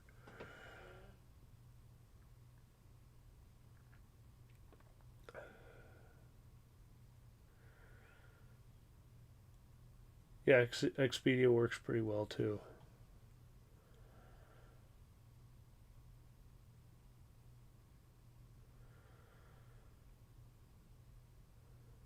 The Comfort Inn in Dickinson. I'm trying to think of where we stayed in Dickinson. Um, is the Comfort Inn pretty close to the superchargers, Tim?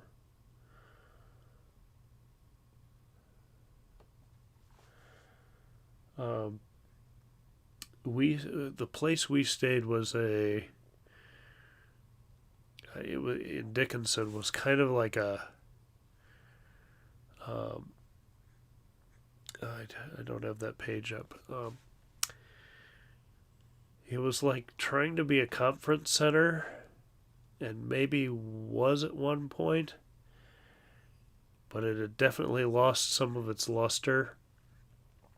It wasn't terrible, but just had a little thing like the door didn't want to open unless you like kind of jammed the handle a certain way. And once you knew it, you could get in and out and it was fine. But like at the end of a very long day when we dealt with a pop tire already that day, and had this big run across North Dakota to then like get into our hotel, walk a very long way to our room, only to find that we couldn't open the door. I mean, that can happen anywhere, but it was a little exhausting. Like, oh, now I got to walk all the way down to the desk. The guy walks back up with me, and he kind of shows me how to do it. We get in, and it's just one of those one more thing moments on a very long day. It may have been the Comfort Inn. I can't remember.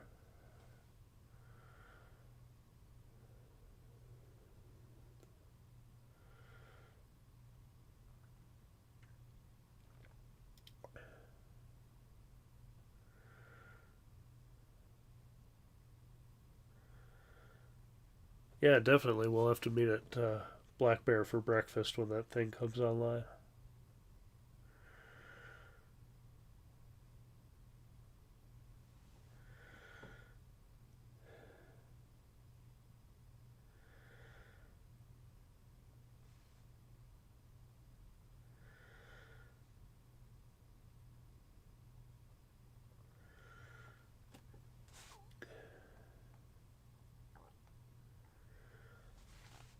Yeah, the kid meltdowns are real. It's kind of funny. It was raining here today, and we took a walk in the park, and I took the umbrella, and it started coming down hard. I had the umbrella up, and had her on my back holding the umbrella, and she's giggling. It was like this fun, like good, like dad daughter moment. And then she wanted to go play on the playground equipment. Well, everything's soaked, and she'd get all wet, so we weren't going to do that. And just went from giggling happy to meltdown city, and yeah, just you got to savor those little moments as they come, because sometimes their book ended with crying, but that's life.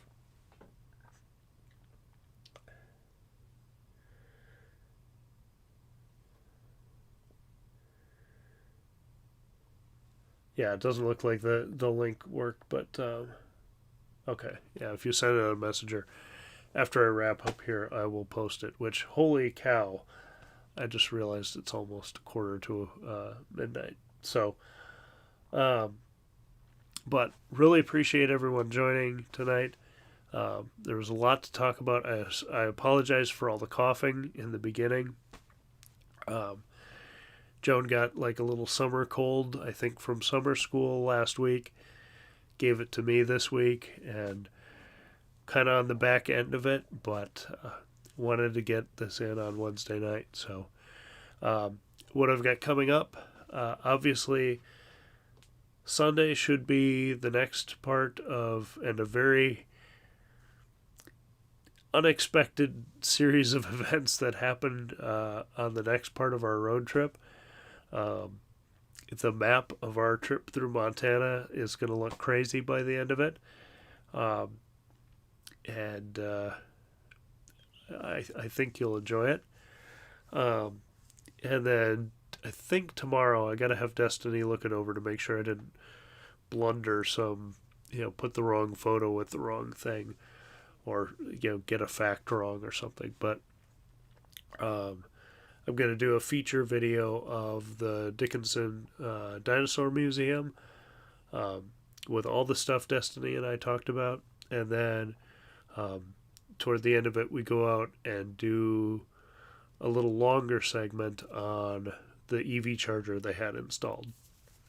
And I put some of that in the road trip video, but I didn't want it the full video with Destiny is about 20 minutes. And I didn't want a road trip video to be an interview video. It's still, I mean, there's still a lot of that in there. But I kind of cut it short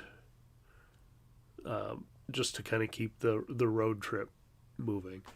But she has some stuff I thought was really cool to learn about the museum and kind of how they go about looking for fossils and things like that, which is something I always wondered about.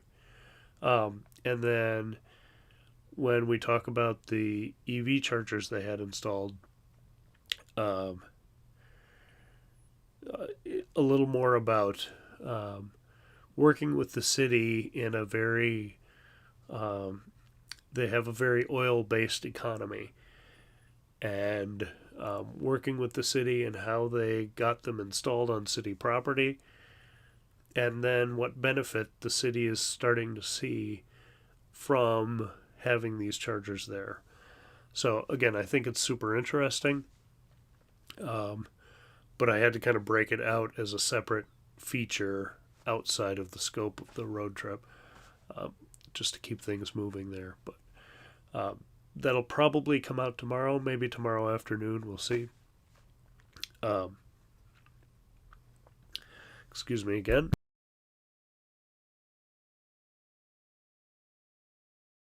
Sorry, had to get one more in there before I wrapped up. But I think people will enjoy that. So if it's not your area of interest, if you couldn't care less about dinosaurs, skip to the second half when we're in the parking lot, and that'll be the EV content. So just going to catch up here again.